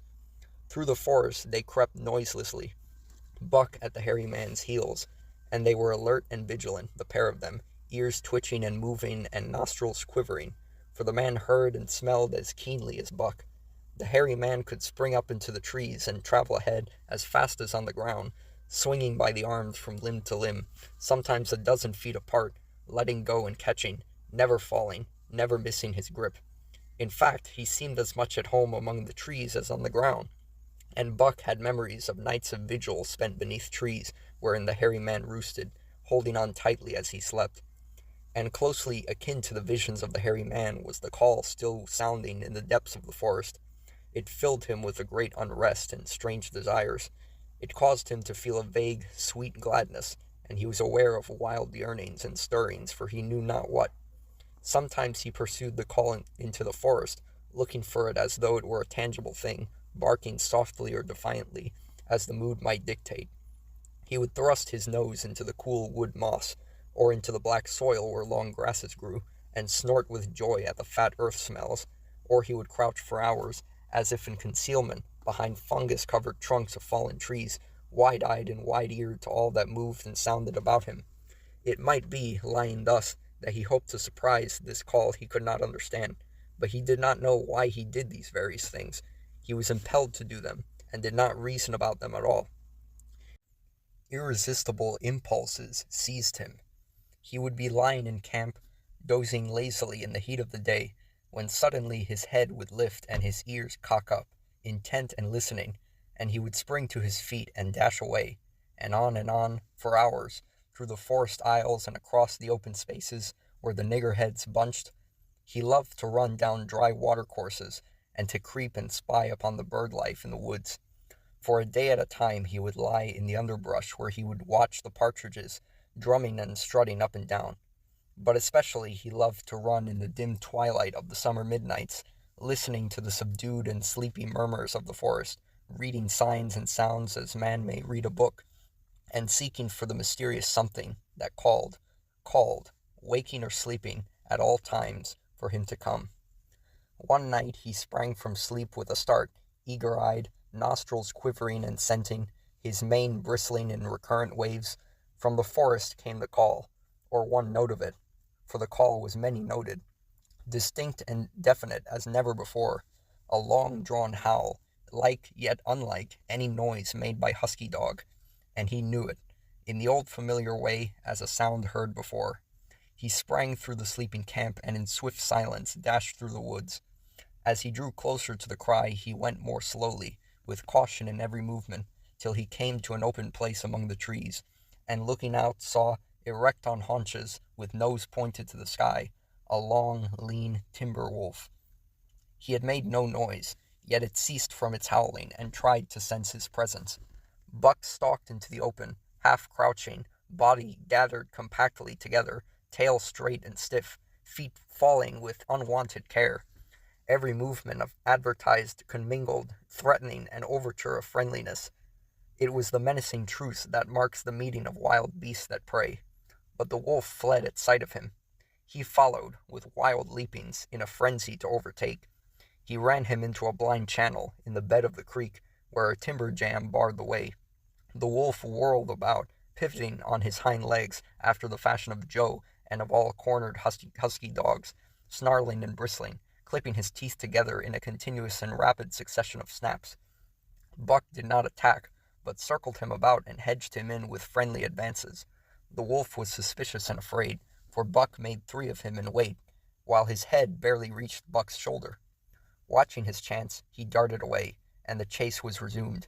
Time and again he was cornered, and the thing repeated, though he was in poor condition, or Buck could not so easily have overtaken him. He would run till Buck's head was even with his flank, when he would whirl around at bay, only to dash away again at the first opportunity. But in the end, Buck's pertinacity was rewarded, for the wolf, finding that no harm was intended, finally sniffed noses with him. Then they became friendly, and played about in the nervous, half-coy way with which fierce beasts belie their fierceness. After some time of this, the wolf started off at an easy lope, in a manner that plainly showed he was going somewhere. He made it clear to Buck that he was to come, and they ran side by side through the somber twilight, straight up the creek bed, into the gorge from which it issued, and across the bleak divide where it took its rise. On the opposite slope of the watershed they came down into a level country, where were great stretches of forest and many streams, and through these great stretches they ran steadily, after hour, the sun rising higher and the day growing warmer. Buck was wildly glad. He knew he was at last answering the call, running by the side of his wood brother toward the place from where the call surely came. Old memories were coming upon him fast, and he was stirring to them as of old he stirred to the realities of which they were the shadows. He had done this thing before, somewhere in that other and dimly remembered world, and he was doing it again, now, running free in the open, the unpacked earth underfoot, the wide sky overhead. They stopped by a running stream to drink, and, stopping, Buck remembered John Thornton. He sat down. The wolf started on toward the place from where the call surely came, then returned to him, sniffing noses and making actions as though to encourage him. But Buck turned about and started slowly on the back track. For the better part of an hour the wild brother ran by his side, whining softly. Then he sat down, pointed his nose upward, and howled.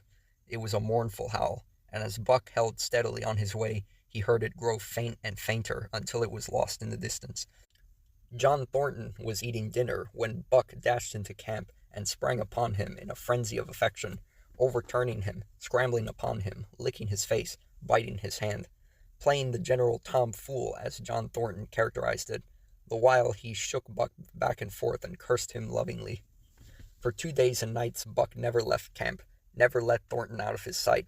He followed him about at his work, watched him while he ate, saw him into his blankets at night, and out of them in the morning.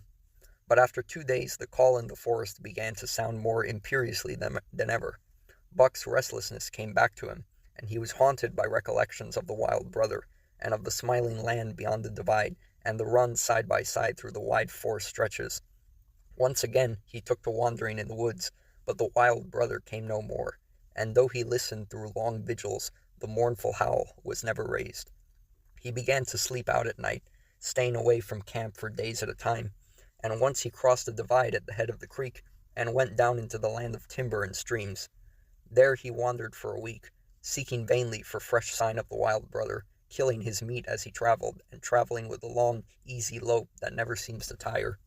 He fished for salmon in a broad stream that emptied somewhere into the sea, and by this stream he killed a large black bear, blinded by the mosquitoes while likewise fishing, and raging through the forest helpless and terrible. Even so, it was a hard fight, and it aroused the last latent remnants of Buck's ferocity, and 2 days later, when he returned to his kill and found a dozen wolverines quarreling over the spoil, he scattered them like chaff, and those that fled left two behind who would quarrel no more. The blood-longing became stronger than ever before. He was a killer, a thing that preyed, living on the things that lived, unaided, alone, by virtue of his own strength and prowess, surviving triumphantly in a hostile environment where only the strong survived. Because of all this, he became possessed of a great pride in himself, which communicated itself like a contagion to his physical being. It advertised itself in all his movements, was apparent in the play of every muscle, spoke plainly as speech in the way he carried himself, and made his glorious furry coat, if anything, more glorious. But for the stray brown on his muzzle and above his eyes, and for the splash of white hair that ran midmost down his chest, he might well have been mistaken for a giant wolf, larger than the largest of the breed. From his Saint Bernard father he had inherited size and weight, but it was his shepherd mother who had given shape to that size and weight. His muzzle was the long wolf muzzle, save that it was larger than the muzzle of any wolf, and his head, somewhat broader, was the wolf head on a massive scale. His cunning was wolf cunning, and wild cunning, his intelligence shepherd intelligence, and Saint Bernard intelligence, and all this, plus an experience gained in the fiercest of schools, made him as formidable a creature as any that roamed the wild. A carnivorous animal, living on a straight meat diet, he was in full flower, at the high tide of his life, overspilling with vigor and virility. When Thornton passed a caressing hand along his back, a snapping and crackling followed the hand, each hair discharging its pent magnetism at the contact. Every part, brain and body, nerve tissue and fiber, was keyed to the most exquisite pitch, and between all the parts there was a perfect equilibrium or adjustment. To sights and sounds and events which required action, he responded with lightning-like rapidity. Quickly as a husky dog could leap to defend from attack or to attack, he could leap twice as quickly. He saw the movement, or heard sound, and responded in less time than another dog required to compass the mere seeing or hearing. He perceived and determined and responded in the same instant. In point of fact, the three actions of perceiving, determining, and responding were sequential, but so infinitesimal with the intervals of time between them that they appeared simultaneous. His muscles were surcharged with vitality and snapped into play sharply, like steel springs. Life streamed through him in splendid flood, glad and rampant, until it seemed that it would burst him asunder in sheer ecstasy and pour forth generously over the world. "Never was there such a dog," said John Thornton one day, as the partners watched Buck marching out of camp. "When he was made, the mold was broke," said Pete. "Py jingo, I think so myself," Hans affirmed. They saw him marching out of camp, but they did not see the instant and terrible transformation which took place as soon as he was within the secrecy of the forest. He no longer marched. At once he became a thing of the wild, stealing along softly, cat-footed, a passing shadow that appeared and disappeared among the shadows. He knew how to take advantage of every cover, to crawl on his belly like a snake, and like a snake to leap and strike. He could take a ptarmigan from its nest, kill a rabbit as it slept, and snap in midair, the little chipmunks fleeing a second too late for the trees. Fish in open pools were not too quick for him, nor were the beaver, mending their dams, too wary. He killed to eat, not from wantonness, but he preferred to eat what he killed himself. So a lurking humor ran through his deeds, and it was his delight to steal upon the squirrels, and, when he all but had them, to let them go, chattering in mortal fear to the treetops. As the fall of the year came on, the moose appeared in greater abundance, moving slowly down to meet the winter in the lower and less rigorous valleys. Buck had already dragged down a stray, part-grown calf, but he wished strongly for larger and more formidable quarry, and he came upon it one day on the divide at the head of the creek. A band of 20 moose had crossed over from the land of streams and timber, and chief among them was a great bull. He was in a savage temper, and, standing over 6 feet from the ground, was as formidable an antagonist as even Buck could desire. Back and forth the bull tossed his great palmated antlers, branching to 14 points and embracing 7 feet within the tips. His small eyes burned with a vicious and bitter light, while he roared with fury at the sight of Buck. From the bull's side, just forward of the flank, protruded a feathered arrow end, which accounted for his savageness. Guided by that instinct which came from the whole old hunting days of the primordial world, Buck proceeded to cut the bull out from the herd. It was no slight task. He would bark and dance about in front of the bull, just out of reach of the great antlers and of the terrible splay hoofs, which could have stamped his life out with a single blow. Unable to turn his back on the fanged danger and go on, the bull would be driven into paroxysms of rage. At such moments he charged Buck, who retreated craftily, luring him on by a simulated inability to escape. But when he was thus separated from his fellows, 2 or 3 of the younger bulls would charge back upon Buck, and enable the wounded bull to rejoin the herd. There is a patience of the wild, dogged, tireless, persistent as life itself, that holds motionless for endless hours the spider in its web, the snake in its coils, the panther in its ambuscade. This patience belongs peculiarly to life when it hunts its living food, and it belonged to Buck as he clung to the flank of the herd, retarding its march, irritating the young bulls, worrying the cows with their half-grown calves, and driving the wounded bull mad with helpless rage. For half a day this continued. Buck multiplied himself, attacking from all sides, enveloping the herd in a whirlwind of menace, cutting out his victim as fast as it could rejoin its mates, wearing out the patience of creatures preyed upon, which is a lesser patience than that of creatures preying. As the day wore along and the sun dropped to its bed in the northwest, the darkness had come back and the fall nights were 6 hours long. The young bulls retraced their steps more and more reluctantly to the aid of their beset leader. The downcoming winter was harrying them on to the lower levels, and it seemed they could never shake off this tireless creature that held them back. Besides, it was not the life of the herd or of the young bulls that was threatened. The life of only one member was demanded, which was a remoter interest than their lives, and in the end they were content to pay the toll. As twilight fell, the old bull stood with lowered head, watching his mates, the cows he had known, the calves he had fathered, the bulls he had mastered, as they shambled on at a rapid pace through the fading light. He could not follow, for before his nose leaped the merciless fanged terror that would not let him go. 300 weight more than half a ton he weighed.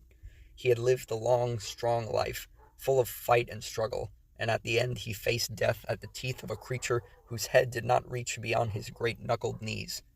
From then on, night and day, Buck never left his prey, never gave it a moment's rest, never permitted it to browse the leaves of trees or the shoots of young birch and willow, nor did he give the wounded bull opportunity to slake his burning thirst in the slender, trickling streams they crossed.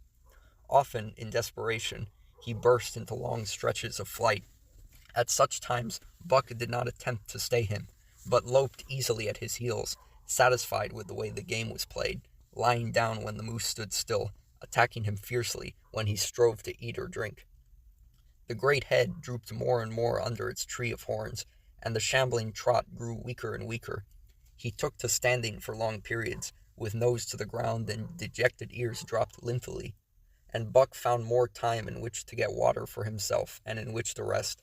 At such moments, panting with red, lolling tongue and with eyes fixed upon the big bull, it appeared to Buck that a change was coming over the face of things. He could feel a new stir in the land. As the moose were coming into the land, other kinds of life were coming in. Forest and stream and air seemed palpitant with their presence. The news of it was borne in upon him, not by sight or sound or smell, but by some other and subtler sense. He heard nothing, saw nothing, yet knew that the land was somehow different, that through it strange things were afoot and ranging, and he resolved to investigate after he had finished the business in hand. At last, at the end of the 4th day, he pulled the great moose down. For a day and night he remained by the kill, eating and sleeping, turn and turn about. Then, rested, refreshed and strong, he turned his face toward camp and John Thornton. He broke into the long, easy lope and went on, hour after hour, never at loss for the tangled way, heading straight home through strange country with a certitude of direction that put man and his magnetic needle to shame. As he held on, he became more and more conscious of the new stir in the land. There was life abroad in it different from the life which had been there throughout the summer. No longer was this fact borne in upon him in some subtle, mysterious way. The birds talked of it. The squirrels chattered about it. The very breeze whispered of it. Several times he stopped and drew in the fresh morning air in great sniffs, reading a message which made him leap on with a greater speed. He was oppressed with a sense of calamity happening, if it were not calamity already happened, and as he crossed the last watershed and dropped down into the valley toward camp, he proceeded with greater caution. 3 miles away, he came upon a fresh trail that sent his neck hair rippling and bristling. It led straight toward camp and John Thornton. Buck hurried on, swiftly and stealthily, every nerve straining and tense, alert to the multitudinous details which told the story, all but the end. His nose gave him a varying description of the passage of the life on the heels of which he was traveling. He remarked the pregnant silence of the forest. The bird life had flitted. The squirrels were in hiding. One only he saw, a sleek gray fellow, flattened against a gray dead limb so that he seemed a part of it, a woody excrescence upon the wood itself. As Buck slid along with the obscureness of a gliding shadow, his nose was jerked suddenly to the side as though a positive force had gripped and pulled it. He followed the new scent into a thicket and found Nig. He was lying on his side, dead where he had dragged himself, an arrow protruding, head and feathers, from either side of his body. 100 yards farther on, Buck came upon one of the sled dogs Thornton had bought in Dawson. This dog was thrashing about in a death struggle directly on the trail, and Buck passed around him without stopping. From the camp came the faint sound of many voices, rising and falling in a sing-song chant. Bellying forward to the edge of the clearing, he found Hans, lying on his face, feathered with arrows like a porcupine. At the same instant Buck peered out where the spruce bough lodge had been, and saw what made his hair leap straight up on his neck and shoulders. A gust of overpowering rage swept over him. He did not know that he growled, but he growled aloud with a terrible ferocity. For the last time in his life he allowed passion to usurp cunning and reason, and it was because of his great love for John Thornton that he lost his head. The Yeehats were dancing about the wreckage of the Spruce Bough Lodge when they heard a fearful roaring and saw rushing upon them an animal the like of which they had never seen before. It was Buck, a live hurricane of fury, hurling himself upon them in a frenzy to destroy. He sprang at the foremost man. It was the chief of the Yeehats, ripping the throat wide open till the rent jugular spouted a fountain of blood. He did not pause to worry the victim, but ripped in passing, with the next bound tearing wide the throat of a second man. There was no withstanding him. He plunged about in their very midst, tearing, rending, destroying, in constant and terrific motion which defied the arrows they discharged at him. In fact, so inconceivably rapid were his movements, and so closely were the Indians tangled together, that they shot one another with the arrows, and one young hunter, hurling a spear at Buck in mid-air, drove it through the chest of another hunter with such force that the point broke through the skin of the back and stood out beyond. Then a panic seized the Yeehats, and they fled in terror to the woods, proclaiming as they fled the advent of the evil spirit. And truly Buck was the fiend incarnate, raging at their heels and dragging them down like deer as they raced through the trees. It was a fateful day for the Yeehats. They scattered far and wide over the country, and it was not till a week later that the last of the survivors gathered together in a lower valley and counted their losses. As for Buck, wearying of the pursuit, he returned to the desolated camp. He found Pete where he had been killed in his blankets in the first moment of surprise. Thornton's desperate struggle was fresh written on the earth, and Buck scented every detail of it down to the edge of a deep pool. By the edge, head and 4 feet in the water, lay Skeet, faithful to the last. The pool itself, muddy and discolored from the sluice boxes, effectually hid what it contained, and it contained John Thornton, for Buck followed his trace into the water, from which no trace led away. All day, Buck brooded by the pool or roamed restlessly about the camp. Death, as a cessation of movement, as a passing out and away from the lives of the living, he knew, and he knew John Thornton was dead. It left a great void in him, somewhat akin to hunger, but a void which ached, and which food could not fill. At times, and when he paused to contemplate the carcasses of the Yeehats, he forgot the pain of it, and at such times he was aware of a great pride in himself, a pride greater than any he had yet experienced. He had killed man, the noblest game of all, and he had killed in the face of the law of club and fang. He sniffed the bodies curiously. They had died so easily. It was harder to kill a husky dog than them. They were no match at all, were it not for their arrows and spears and clubs. Thenceforward he would be unafraid of them except when they bore in their hands their arrows, spears, and clubs.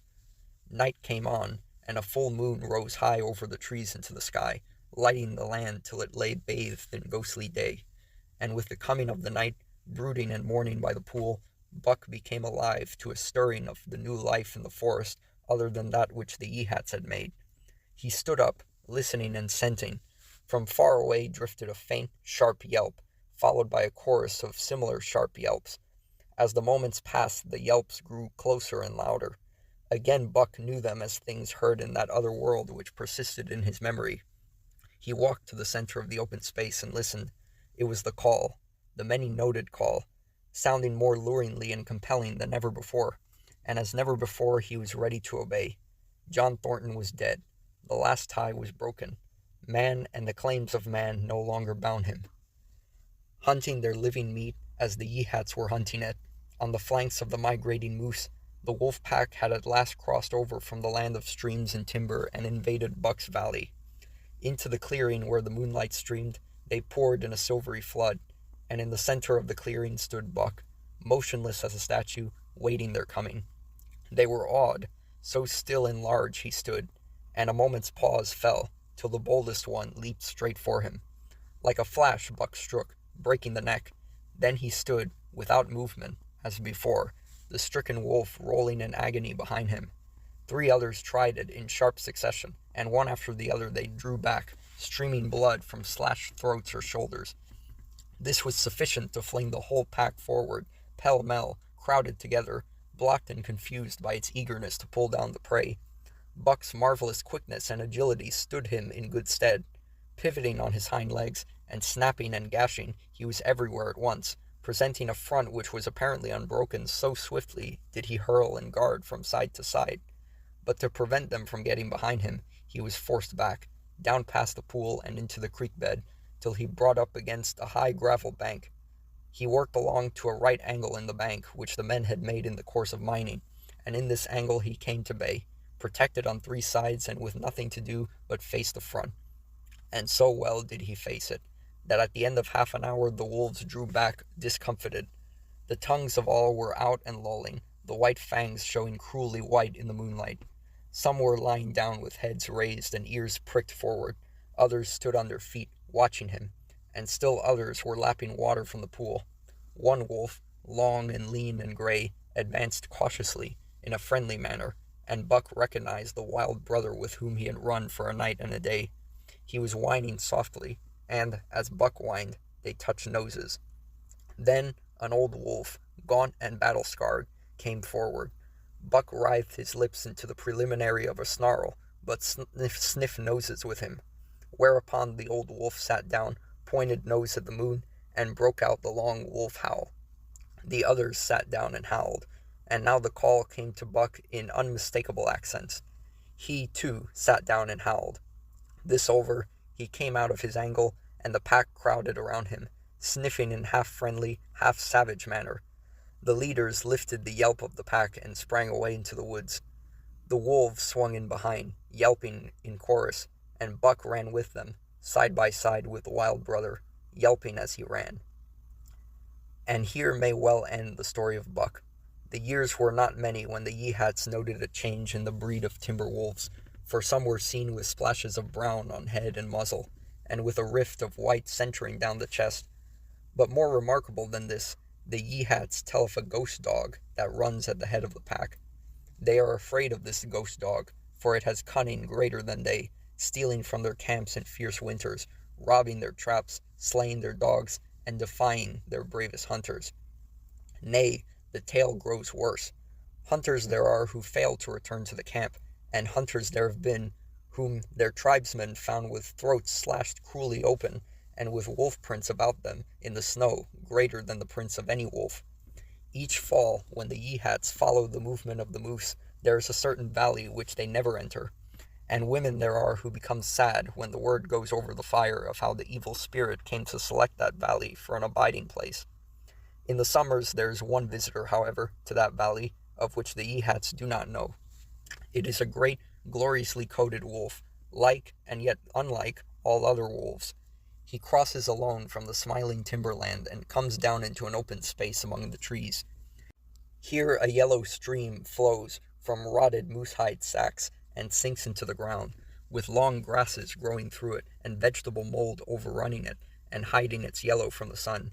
And here he muses for a time, howling once, long and mournfully, ere he departs. But he is not always alone.